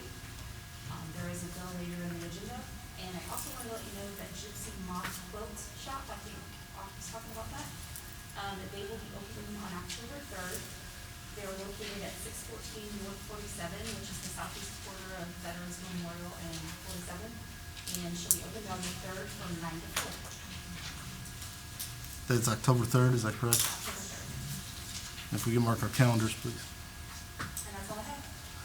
With that, I believe the Alderman asked to make their comments at this section. Is that correct? Yeah, I think we need to have a discussion about this. I mean, I've been on this board and face these issues probably more than everybody else collectively who's been involved in this, these type of things. And I have to admit, this is probably the one more difficult discussions that, from my perspective, we've had, because we're trying to do is balance an issue of when we bring property into the city as ag, we have absolutely no intention of keeping it as ag, because if we were to keep it as ag, then we'd allow farm animals in the city, so we don't allow that. So clearly, we don't bring property into the city for agricultural purposes. So you, on one side, you have the city's need for development and desire for development, and you'd like to do it in a rational, logical way that has minimal impact on everybody. But on the opposite side of the issue is the developer, the owner's right to use their property and develop their property, which I believe is a constitutional right, that we as a city can't say you can't develop property in the city. I think we'd be in a bad position if we did that. So how do you balance out the two issues between the right of the developer and the quality of life, that the concerns that have been expressed extremely well by the group of people here? And I think this is really the issue that we wrestle with, because I think there's been some great points made on both sides. I mean, I have one sheet here that's, one side is the plus comments, one side is the negative comments, and I was quite honestly hoping that Bart would come up and say, well, the developer decided to go R1. Now, if the developer goes R1, then we still have the same issues. We just don't have as intensive an issue as we have, because you're going to have fewer homes in that subdivision. I was also excited when the gentleman offered to buy the property, because I'm talking to my wife about this. I thought, wouldn't it be a great solution if the property owners came along and said, we'll buy the property and resolve this, because surely there's other places that we can develop. So I think there's, I got a lot of comments, and I don't know how long to go, or I probably want to jump back in and now again. I think the two strongest points that the anti-people have is the road access issue. Because what makes this property unique from probably any other property we're going to zone into the city is a lot of the properties that we're going to zone into the city have access through city roads. And this one, right now, it doesn't. So I think that was a strong point. I think the other strong point was it's not close to resources. The young lady who came up and talked about, resources and how you get to them, I think is legitimate. It's a strong point. I think the discussion about the blind side limitations, if you turn in one direction, is also a strong point, because it is a consideration that we would have, and we've had on all sorts of original properties. So I'm trying to balance that out with the negative comments, because quite frankly, when people get up here and want to bash a developer or want to bash the city council, I don't know what human you think, how that makes us feel like we want to vote. Because quite frankly, it makes me want to feel to vote against the issues that you're supporting by bashing the city council or by bashing the developer. The city works extremely hard with developer relationships. We have a Kroger's here, we have a Rural King here, because we took the time for somebody outside the city, outside the county, even outside the state, to make an investment in this community. And if we're going to sit here and say, well, we don't want people to make investments if they don't live in Warrenton or Warren County, I think it's a ridiculous position. So I think there's some strong points on one side or the other. And, the whole idea of, and I think the other point that was made well, is sometimes this is driven by fear. And I think there's a lot of fear in the room, because there's a lot of fear everywhere right now in the society we're in. And I think that's a sad part, but it does drive you. I remember when I live in the older section of Warrenton, and when we moved in, Highway 47 was homes. It wasn't the time when there were streets down Highway 47, but there was homes there. I heard all the story about the trees. And my concern as a property owner in one of the older sections of town is when Highway 47 develops through Main Street, from Main Street, what will that do to my house? What will that do to my property residents? What's going to happen? Because I didn't envision a strip malls coming down Highway 47, just like you would see in O'Fallon and all the other communities. That's not the Warrenton that I want to see. So I took action to run for council with a specific purpose of trying to not stop development, but control development in a way that I thought would have the best impact on the community and the neighborhood I live. So, the thing that's frustrating about this is so many of the comments tonight were brought up, and it should have been answered by the gentleman who asked the first question. He said, is there a commissioner here? This is a commissioner issue on road access. This is a county road, it's not a city road. They should be here, you should be all in the commissioner's offices screaming and yelling, making your case, because we can't do anything about the road. Actually, we can't even provide access. The access that's going to be granted to the developer is something the county gives, the city doesn't give. So I would encourage you, if you feel so strongly about this, that you need to contact those people in the commission and make sure that they're listening to you and following your demands, because you vote for them in your office. I can't do anything about that. So that's the other thing that's kind of frustrating about this.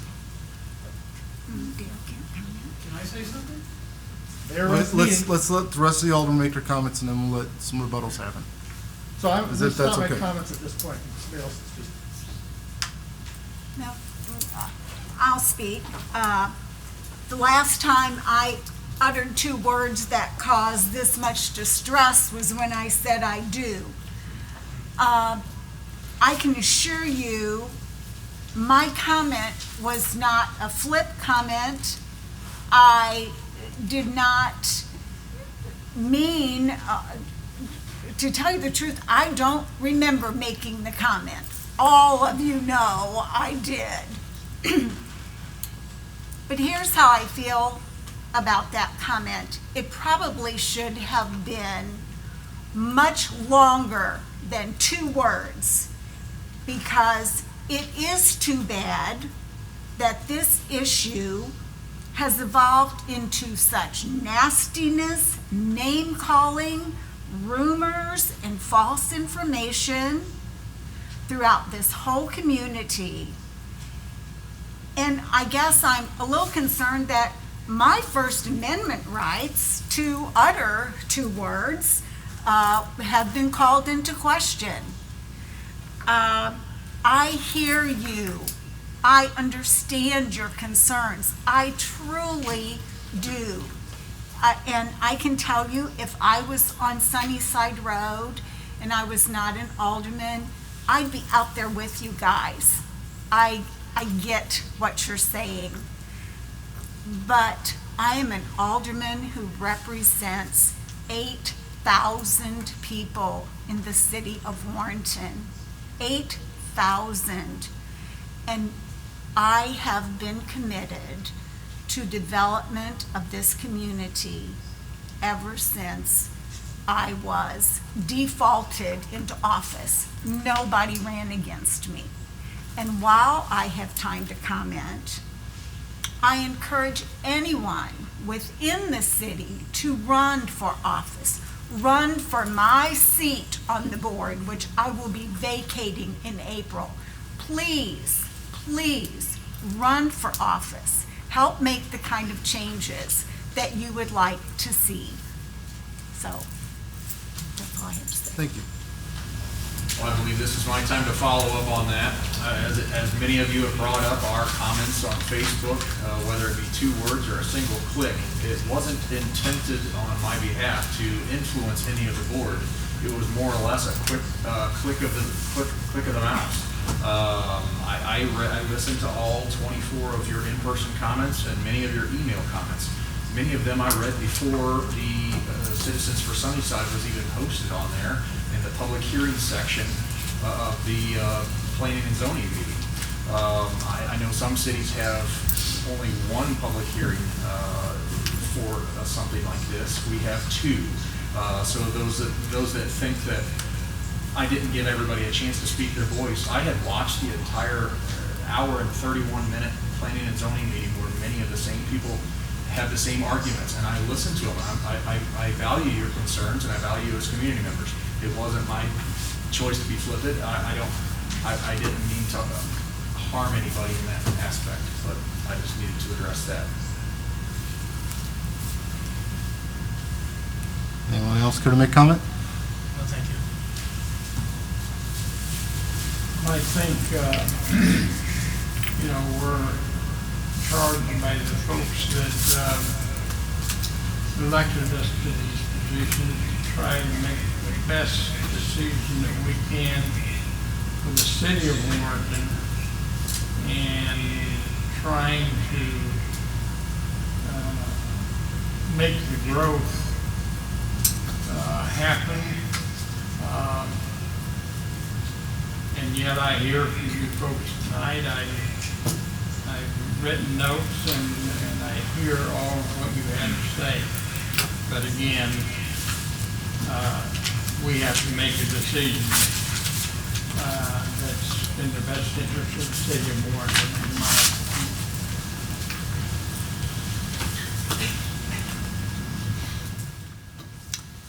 All right. If you'd like to come up and make a quick rebuttal, please. Yeah, I'd like to go back to Mr. Auk's comments or question. If we had talked to the county about this road situation, yes, we did. In fact, Mayor Schluter, I think the presiding commissioner called you right after we visited with him, didn't he? Yeah, so we did. And by the way, when we did visit with him, They had no idea this was even happening. I had to take them the planning and zoning ordinance, and they took copies of it. And he said he was going to follow up with you. In your comprehensive plan, it clearly states that when something like this happens, you work with the county. What did you all do with the county? You knew this development was going to be planned to be put on Sunnyside Road, a county road. It works both ways. The county had no idea. There was no communication until we went and talked to the county commissioners. Spent about an hour there with them. So don't tell us that the county didn't, we should have done something. We did. And then I'd like to address the other issue, if I may. Sure. These flippant comments, Alderman Dyer, they weren't on there when you put too bad on there. And because they weren't on there, I'd like to know how Alderman Schultz, what he thought he was doing when he liked it. Because the comments weren't on there till after you did it. You made your comment just hours after it was posted on the Record Facebook. Now, if that means that you were in favor of us, then I expect you to vote no tonight. Which one is it? We'll actually find that out when we take the vote. We will find it out. We'll see how the vote goes. So to address the issue that you brought up, sir, I'd like to rebuttal on that and tell you that it was discussed. Without a site plan, without a conditional use permit, it is hard to go to any other entity and ask them for any type of help without knowing what the skirt would be like to be able to join into the road or what be it. That's why it was talked about having a workshop at a later date if it was passed. If it was not, then it's a moot point. That's why there was not as in-depth conversations that we had with the county. And I'm just letting you know the process of why we do that. Yeah, and I think the other thing that we need to know about process, in the city of Warrenton, we don't look at road access, we don't look at lot setbacks, we don't look at homes, we don't look at constructions till after the zoning is approved.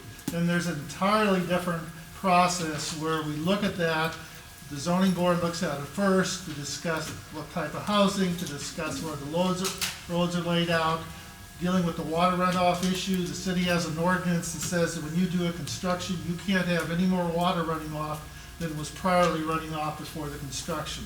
And all those buffering, and all the fencing, and all this stuff is stuff that's considered during the process with the development coming in with their plat. And so that's how that works in the city.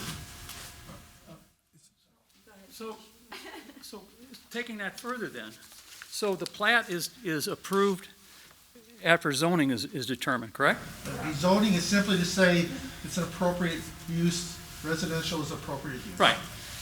And then the adjoining landowners within 300 feet are notified and public notice in the newspaper, correct? For the preliminary and final plat? Yes. Is that what you're asking? No. Then I got some bad information from someone in the office. We, hold on, they're not required to be. We do notify the property owners, though, just like we have an additional. That's what I just asked. Okay, so you go to the plat hearing, there's no public discussion, correct?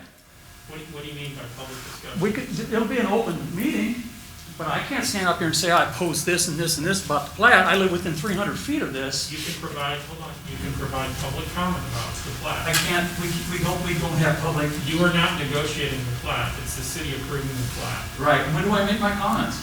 You can make it during the public comment section. This isn't the information I got from the city. What, I don't understand, what are you asking? I don't understand. Okay, it's an open hearing, correct? Yeah. Is the public available to make comments? Yes. Okay. Then I got some bad information, So sorry. I just said, when I said that, you said, no, I gave you bad information. I don't understand what you're saying, sir. I think it's lingo. There is not a formal public hearing like this one.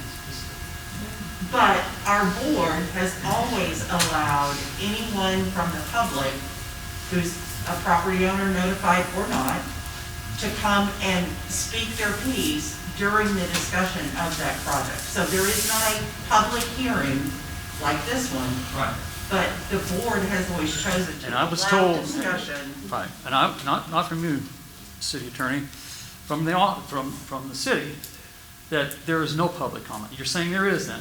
There's always public comment, I don't understand. Okay. There's no public hearing. You understand the difference between a No, public hearing tell and me, public comment? please. A public hearing, we advertise, We send the property owners 180 feet. We do 2 public hearings. We record it. The comments are made, and it's part of the record for making the decision. Public comment is an opportunity. Anybody gets it. If you come to any of our meetings or planning and zoning, people get to come up and they get to speak on any project that's there or anything that's going on. So they get an opportunity of basically a free forum to make their comments. Like So you were this. told you were not allowed, no, this is a public hearing.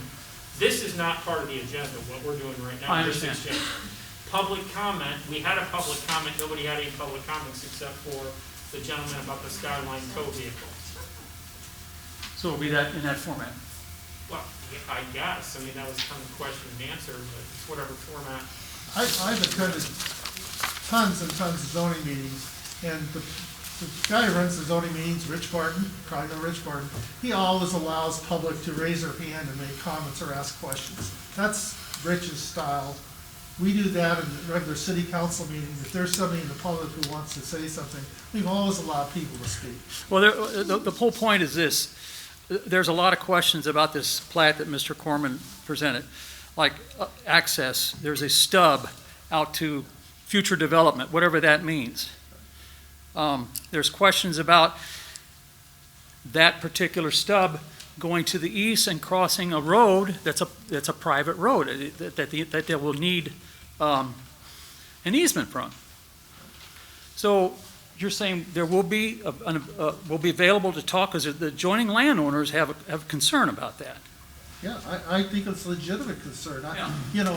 I haven't seen any preliminary plats because the decision here isn't not formally presented to the board. I mean, I've seen some stuff that it's looked. We saw it at planning and zoning. Well, I've seen what you saw, I guess I saw. Right. But the decisions relative to that aren't what's being discussed now. This is simply discussing is housing appropriate for this place. Right.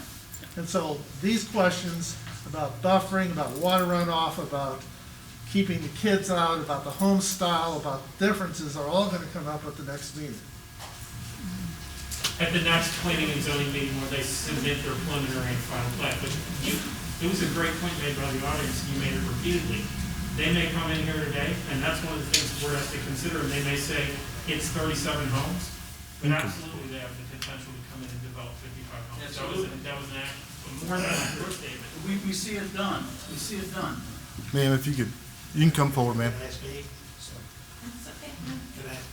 She was standing there patiently. I just wanted to ask a question. I think, sir, Mr. Miller, Alderman Miller, you were saying, I know you have to do what's for the good of the city. But my question is, obviously, none of the people out here want that many homes. Why can't you vote no on this and the builder, go back to the builder and he could consider R1 where you'd have 1 house per acre or 1 house per 3 acres?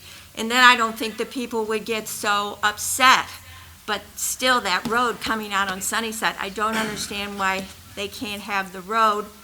You still have the homes, you can, say yes to this, you still have your development, but instead of coming out, all those people and all the cars and traffic and affecting so many things on the road with services and everything, have the road come out through the golf course. They're gonna develop that golf course anyway into homes. It's only plat 1, so to me, that means there's gonna be plat 2, plat 3.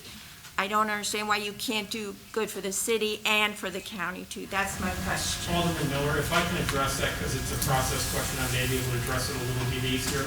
Number one, that already happened to a certain extent, because when they came in with the R3 zoning, which is high density and multifamily, we received some objections from them. So staff went to the developer and said, hey, our comprehensive plan doesn't anticipate multifamily here. It doesn't support it. And they, at the meeting, for those of you that were at the meeting, they adjusted their request. I know, I was there. You were there, okay? Yes, sir. So they adjusted their request from R3 to R2. Now, they are entitled, like every landowner here is, to the reasonable use of their property. I With certain understand that. limitations. So we can't reject it for a reason that we want them to go to a different location or we want them to have a different zoning. We can't say, well, we're gonna reject it for this, so you go to R1 or, do this many homes. We have to look at every single rezoning request the board does, the city does, as a request for, is this a reasonable use of this 11 point whatnot acres within the comprehensive plan of the city, is it in the city's best interest? So the statement that Alderman Miller is actually, I think a lot of the board has said, a very consistent statement about, what is in the city's best interest. That's what they're charged with as Alderman. And so we can't say, we're gonna reject this because we want you to come with the lower density. They have to make a decision based on that rezoning request at that time. We've already taken it back to them, they've already brought it down from R3 to R2. Does that make sense? It makes sense, but it still doesn't make sense to me that you're still not considering what, and I guess I'm not your constituent because I can't vote for the city, I live in the county, but you're not thinking with your heart, you're not thinking about the people. You're still gonna get homes there and development, but in what way? In a lesser amount of density that will make everybody happy. I know maybe Mr. Keevan won't be as happy, but he's got tons of other properties and plenty of money to develop. And you gotta think about the people that are your neighbors, your friends, your community. That's what I don't understand. I understand you have to develop, you have to do the city, but. What we're going through tonight is part of that process. I'm sorry, I can't hear you, sir. Tonight is part of that process. What we've done here tonight is a part of that process. Well, I understand you're listening, but if you, well, I'm not gonna say anymore. Thank you for letting me get on the agenda. What we're basically saying is we would be opposed to R1. We're with us in the county, we can only have 3 acres per home. So you're being more than fair that you have 1 acre per home. We already went from R3 to R2, so we're already helped you out on that. But the best thing is for him Save to your sell me the comments, property. please. Now, your concern was, you said something about livestock. Our discussion about agriculture was planting corn and soybeans and wheat on the property. No livestock. Because I used to farm the land before they got it. When the Studi family owned it, I farmed all that land. Okay, so I just wanted to clarify that. Thank you. I just have a quick comment. If you go to a flea market. Come to the mic, please. If you go to a flea market and you ask what's the price of that computer, they're going to give you an outrageous price. And then you'll negotiate. And you're going to say, well, what about if I give you that? It's, yeah, okay, good. And you figure you're getting a bargain. But the truth is, they just used a very sophisticated strategy, which you fell for. The same as coming in with R3. Then they reduce it to R2. And you think you're getting a great bargain for it. It's called anchoring. If you know about it, it's everywhere in your life. Don't fall for it. I mean, God. Go ahead. I just want to make a quick comment to that because that's a completely inaccurate statement with regards to what occurred here. In this particular situation, they came in with the R3 because there's an existing homes that they wanted to preserve.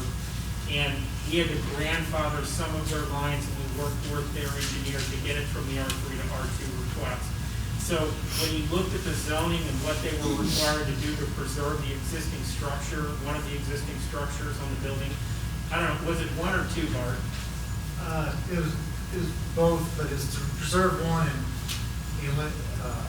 minimize the impact on the other. Right, so we basically grandfathered some of the things that were on there. It wasn't like they came in and said, here's R3. They came in, we had a conversation with them and said, why is it R3? He just said it did. Hold on. Primarily it's R3 because we have these lot line issues. We worked with them to eliminate the lot line issues. It was still their choice to go to R2. We eliminated that roadblock so they could go to R2 and they could develop the You process. felt like you were getting a bargain.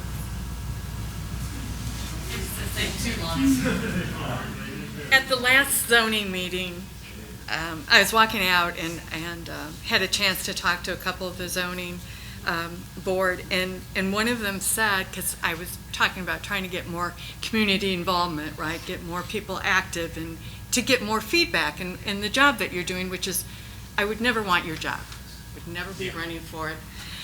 bless your heart. But one of the things he said, they've been trying for years to try to get the community more involved. They knocked on doors, they sent flyers out, trying to do larger venues to get people, and nobody came. And I gotta say, like, well, here we are. I mean, when was the last time you've had this kind of community involvement and feedback? I mean, people have spent a tremendous amount of time trying to make clear arguments that were good, not just heartfelt, but really good. So this is what involvement looks like, folks. And it's a little painful sometimes, I know, and I don't think they mean to take it personal. I mean, I don't think they mean to throw jabs in. It kind of gets in there sometimes, so please don't take it personal. That's why they pay you the big bucks, right? But please, please, please realize that this is something that has gotten this many people and more out. And you can't just plow on like nothing's happened tonight and say, yeah, we've listened, but we're just gonna go on our way. Surprise us and actually reinforce that this matters, that people getting together and having a voice actually can change your voice to your vote and reconnoiter. Reconnoiter, this can be get fixed. Thank you. That's it.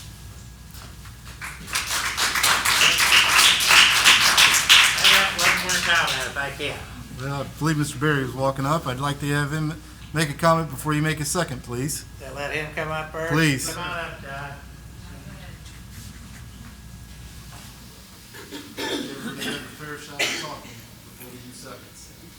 There is a solution. Why don't you come in from MM? He's got the property. You will not go on Sunnyside. He will pay for the road and the development of that road. You will, by dropping that on Sunnyside, and I am one of the few taxpayers in Warrenton that's looking at the bill. You will, sooner or later, pay to rebuild Sunnyside. You will indebt the people of Warrenton to run sidewalks on U or South Service Road. You will pay for those extra utilities. You will force us to pay for deputies or police running back and forth on county and state roads, fire department, ambulance, and all the rest. You will indebt us to do that. And that bill is going to be big. It's going to be in the millions when you stop and figure rebuilding Sunnyside, curb, everything that goes with it, water runoff, sidewalks and that. Think about that, what you're doing to the city. Is there anybody else who would like to make a comment? Okay. I want to question the developer there. Can I do that? If he wants to respond, he can. We're not purposely making Okay. him come up and make. Okay. Let's talk about past performance. How are you going to have Section 8 homes in the middle of this huge subdivision that he said is going to be these expensive homes and have 50 houses on this 12 acres? The roofs are going to be 7 foot from the edge of the roof to the property line. So that means the house roofs are going to be 14 feet apart. Okay? And they're going to be 1,000 square feet homes, totally low income. And he's coming here and telling us something. We're getting a bait and switch here. He's baiting the trap here, but he's going to switch on us in the middle of it. And we're going to go low income, and we're going to have all this crime, trespassing, vandalism from that class of folks. And with these children with no place to play and go, what are they going to do? There's going to be problems for all us neighbors and mainly me next door. If anybody can kind of put that puzzle together, you can't convince me that 50 homes on 12 acres is going to, which I was told was going to be $150,000 to $250,000 homes in higher income people. There's no way. I wouldn't live there. and I don't think any of you guys would. Well, you're very fortunate, George, to have 40, 1,500 acres like all you other people. When there's other affording people want to live in a nice house, a nice community, you know, it's nice to have 50 acres, 100 acres, and say all this and that, you know? And then, you know, you put a hog farm thing, you know, hog farm coming soon. There is a hog farm right next door. There again, folks, if we're gonna do this back and forth, I need you to come to the Mr. Keevan, if you're gonna come, I need you to speak to the mic so that we can get it on recording. And I'd only like to do it after Mr. Jetski's finished his conversation. That's fine, just let Mr. Jetski finish Okay. his. Can I get a clarification? Is the public hearing closed? Yes, public hearing is closed. We have allowed rebuttals to come back to what the Alderman have said as well. We always, I am. we always allow the public to participate in these discussions. At some point in time, we shut it off. But this is. I agree. this is what we do. Go ahead, Mr. Jetski, finish up, please. Okay, one of the other things is, the runoff from the roofs and the streets. Okay, now he tells me there's gonna be a retention pond over at the golf course, and everybody in this room will verify Sunnyside is below the houses. Now, how you're gonna get that water to run uphill to the golf course is beyond me. There's a lot of stuff here that really needs to be looked at before you would make any other decision, other than no. And that's the end of my statement. Thank you. Again, those will be looked at in the zoning with the plat. Give me one moment, ma'am, to allow him to comment. If you'd like to come forward, Mr. Keevan. Hi there. My name is Jeff Keevan, and with Keevan Family Partnership. And, you know, I hear a lot of fear. I hear a lot of, you know, Keevan this, Keevan that. You know, we've been in Warrenton. My grandpa was the first sheriff in Warrenton. Yes, he was. Okay. We built Country Lake Golf Course, a beautiful golf course for Warrenton, okay? We did a lot of nice developments in Warrenton, okay? And this is something my father has planned for years and years. He bought this farm, he planned it, and he's 94 now, and he's planned this for the grandchildren and the kids. We don't want Section 8 there. You know, everybody says Section 8, you know, these small lots. We have a beautiful golf course there. We don't want a Section 8 there. We're gonna build nice homes there. But there again, the fear sets into people because they don't know. But I can tell you one thing, Keevan Family, we don't operate. We're not gonna put Section 8 in there. We have a beautiful golf course. You know, if anything, like George, you know, you want to put a hog farm, how do you like having a hog farm next to you? You know, is that what you want? A hog farm? Okay, But I'm anyway, gonna go ahead and take this meeting over. I just Mr. wanted to Keevan, put my stay- 2 hold cents on. into there. Mr. Keevan, hold on for 1 second. Guys, I think we were pretty quiet when everybody else was making comment during the public hearing, and all of a sudden, because emotions take hold, we've lost the professionalism in the room and decide to make comments over someone else who'd like to make comments. I'm starting to get a little appalled and a little feeling like this group is becoming rude towards someone else's freedom to speak and say their piece. Please, hold your comments or you can leave the room. Mr. Keevan, I'm sorry for interrupting. Go Well, ahead. thank you. I mean, and that's all I got to say. We're not looking to do a low-income home project there. We want nice homes. We want a nice community there. We want nice families there. And we want to continue to build future up to the golf course. You know, I don't know what more I can say. Like I say, I just keep hearing Keevan this, Keevan that. Well, you know, we put a lot of hard work and time in developing very nice developments in Warrenton. And, you know, I've been in Warrenton all my life. I lived in Warrenton for 5 years, you know. So, anyway, I just wanted to speak my piece and thank you. Excuse me. I just have this is for my own information. I keep hearing all of you, or at least some of you who spoke, say that you need to do this for the community, for Warrenton. The people who spoke here gave pretty good statistics on why this really wasn't particularly good for the community itself, not just for Sunnyside, but for Warrenton, for the school district, et cetera, et cetera. I'm just wondering why you think this is so important for the community when numerous people have now commented about the availability of low-income, affordable housing. So I'm just curious about what your perspective is on why this is so important to Warrenton. Well, I think when you look at expanding city housing, there's some things to play into factors. One is bring services into the city. A lot of times, companies don't come in because they like the community, don't come because they like the trees or they like the hometown feeling. They're looking at rooftops. So people for years would say, why don't we get a Walgreens? Why don't we get a Walgreens? Why don't we get this? Why don't we get that? Because those people who bring in those businesses are simply counting rooftops in the city. Because city administrator will tell you, that she'll argue with them saying, but look at the county, we got all these homes in the county. They don't do it that way. So one of the reasons why we want rooftops in the city is because that's a criteria that some of the developers use to bring in their businesses. So that's one reason. That's the only reason?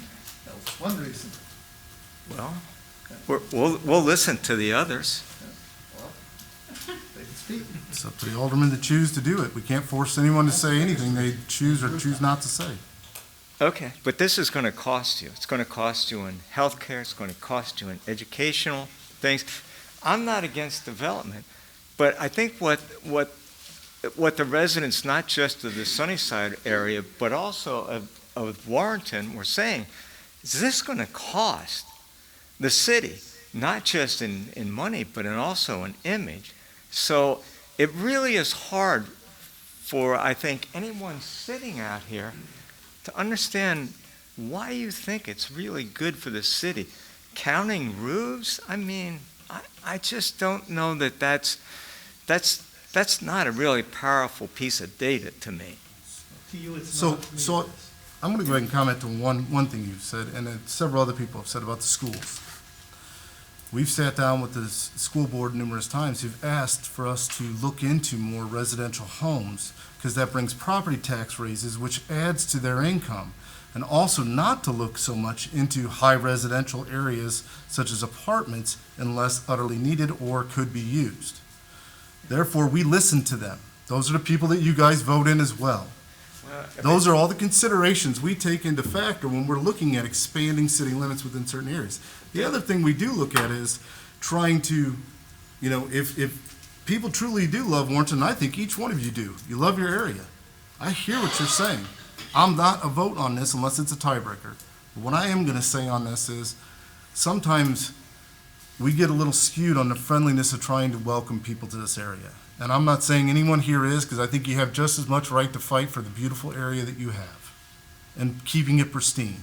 But sometimes we overshadow and do not look at the fact that it's nice to welcome the people that just moved here in 2017, just moved here in 2008, that aren't five-generation families here, to be able to participate and enjoy our area as well. If you live in a city, typically, zoning is controlled to have some sort of reasonable order of things.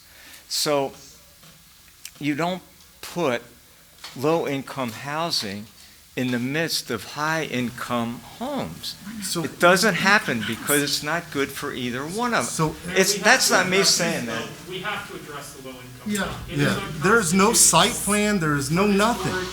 Why does everybody go there? In every element of it, not just to make sure that. Yeah, I'm disturbed by your comments about low-income housing. To be quite frankly, one thing the school board does say, and the mayor can confirm this when we meet this, what we don't have in this community is starter homes for teachers who want to come in and teach in this community. They have to go to some other community to have a home. So that's part. I'm tired of you guys labeling this as low-income. Well, because quite frankly, it makes me vote for the proposition. 55 homes on 12 acres. It's not expensive. It's not an estate. I mean, if you're going to get hung up on words rather than concepts, then it's all lost anyway. No, it's not lost at all. I think everybody's heard and listened.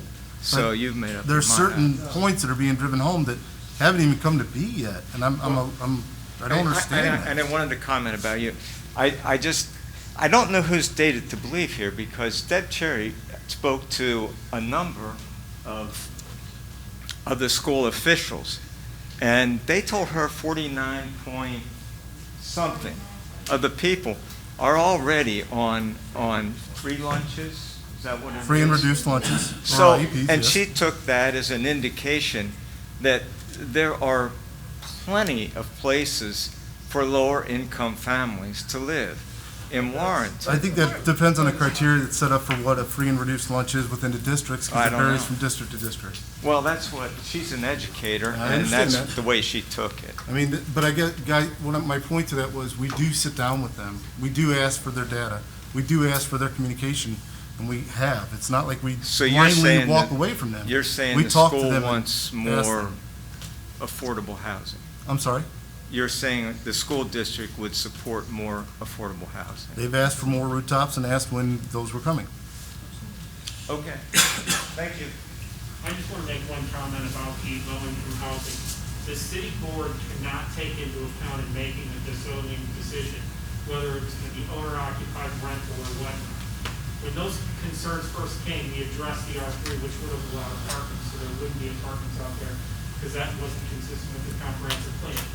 The only thing that you really have informational-wise about the quality or size of the houses is the representation. Once again, it's just a representation, to Ms. Graves' point, that they're going to be 10,000 square foot lots.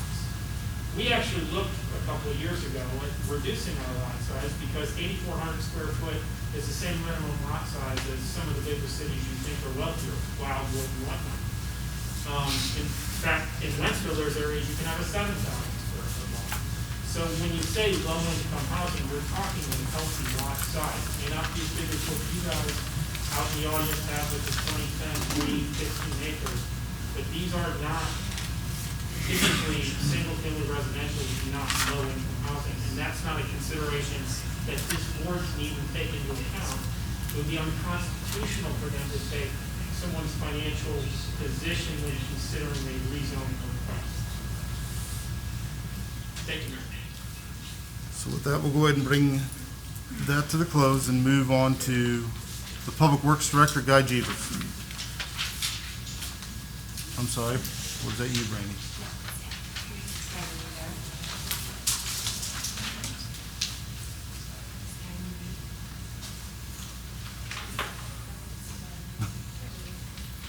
Did they hang on too long, get timed out?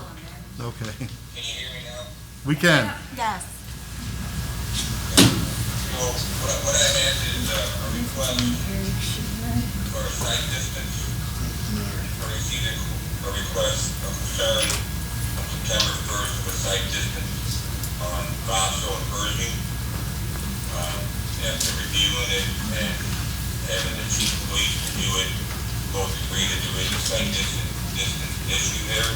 And that's from Pershing to Vaso.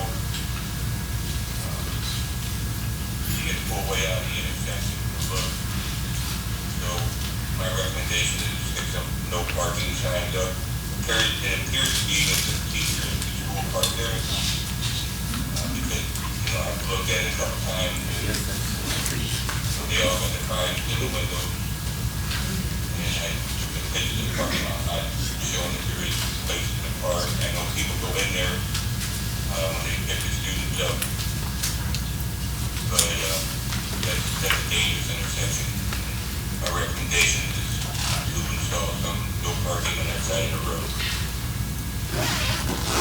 Any questions for Guy on that? I'll entertain a motion to, Mayor, we will need an ordinance for this, for the no parking. We'll get that prepared. So motion, Mayor, if we can call for to prepare just an a ordinance. motion for an ordinance, all right. I agree with Director Geaver's assessment of that situation. The first picture that was shown, I actually took from the stop sign. parked on Pershing. You can't see it all looking in that direction. As you can see, you have to pull out into the roadway to see around the cars.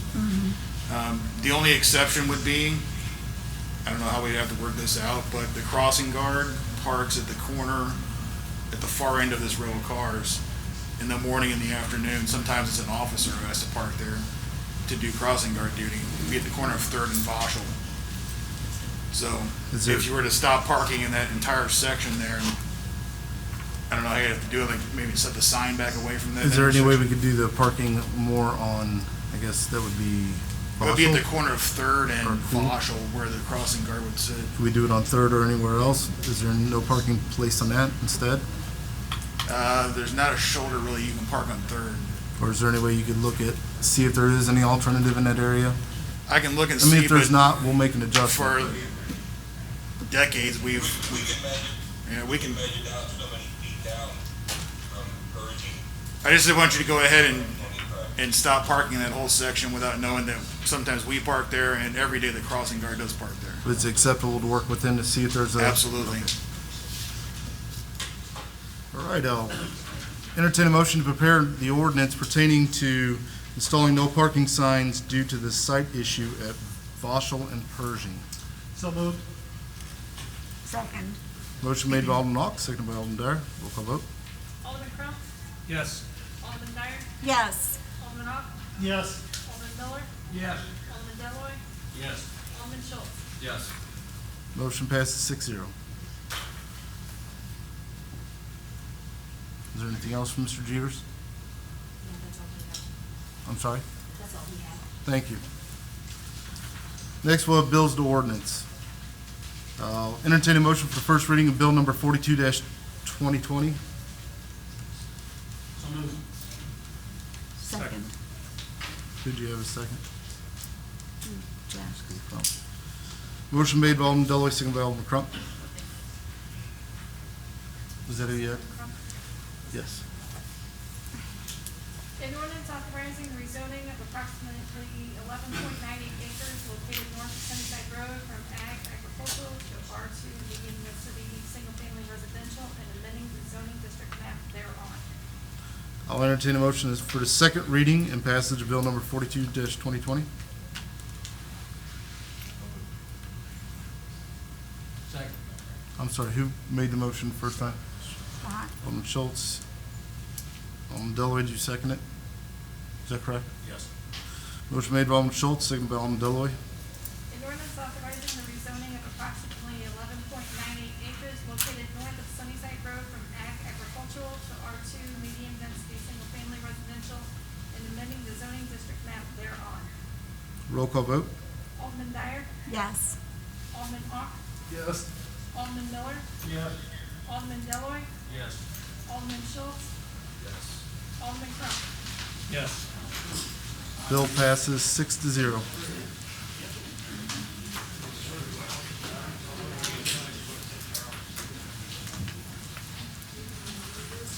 I'll entertain a motion for the first reading of bill number 44-2020.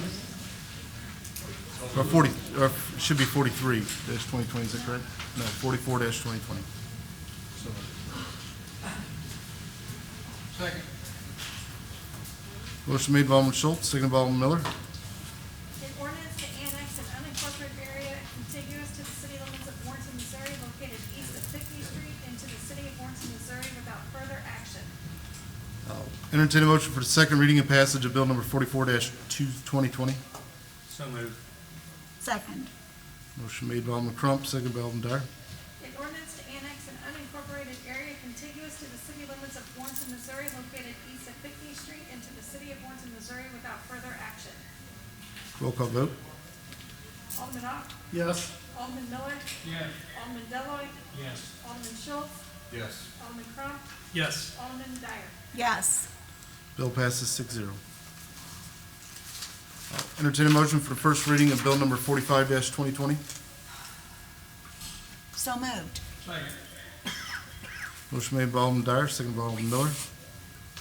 An ordinance of the city of Warrenton, Missouri, the city authorizing condemnation of certain interest in real property located in the city for the purpose of constructing new sidewalks, ditches, culverts, and ADA ramps necessary for the construction and improvements of the city's infrastructure. I'll entertain a motion for the passage, or, I'm sorry, reading and passage of bill number 45-2020. So moved. Second. Motion made by Alderman Dyer, second by Alderman Crump. An ordinance of the city of Warrenton, Missouri, the city authorizing condemnation of certain interest in real property located in the city for the purpose of constructing new sidewalks, ditches, culverts, and ADA ramps necessary for the construction and improvements of the city's infrastructure. Roll call vote. Alderman Miller. Yes. Alderman Deloy, Yes. Alderman Schultz. Yes. Alderman Crump. Yes. Alderman Dyer. Yes. Alderman Ock. Yes. Bill passes 6-0. I'll entertain a motion for the first reading of bill number 46-2020. So moved. Second. Motion made by Alderman Crump, seconded by Alderman Dyer. An ordinance of the city of Warrenton, Missouri, the city authorizing condemnation of certain interest in real property located in the city for the purpose of constructing new sidewalks, ditches, culverts, ADA ramps, and temporary construction easements necessary for the construction and improvements of the city's infrastructure. I'll entertain a motion for the second reading and passage of bill number 46-2020. So moved. Second.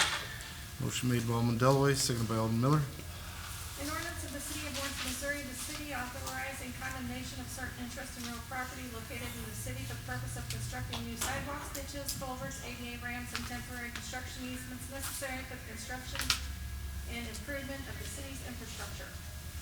Roll call vote. Alderman Deloy, Yes. Alderman Schultz, Yes. Alderman Crump, Yes. Alderman Dyer, Yes. Alderman Ock, Yes. Alderman Miller. Yes. Bill passes 6-0. I'll entertain a motion to close the regular Board of Alderman meeting. So moved. Second. Motion made by Alderman Dyer, seconded by Alderman Crump. All those in favor say aye. Aye. All those opposed say nay. We are so adjourned.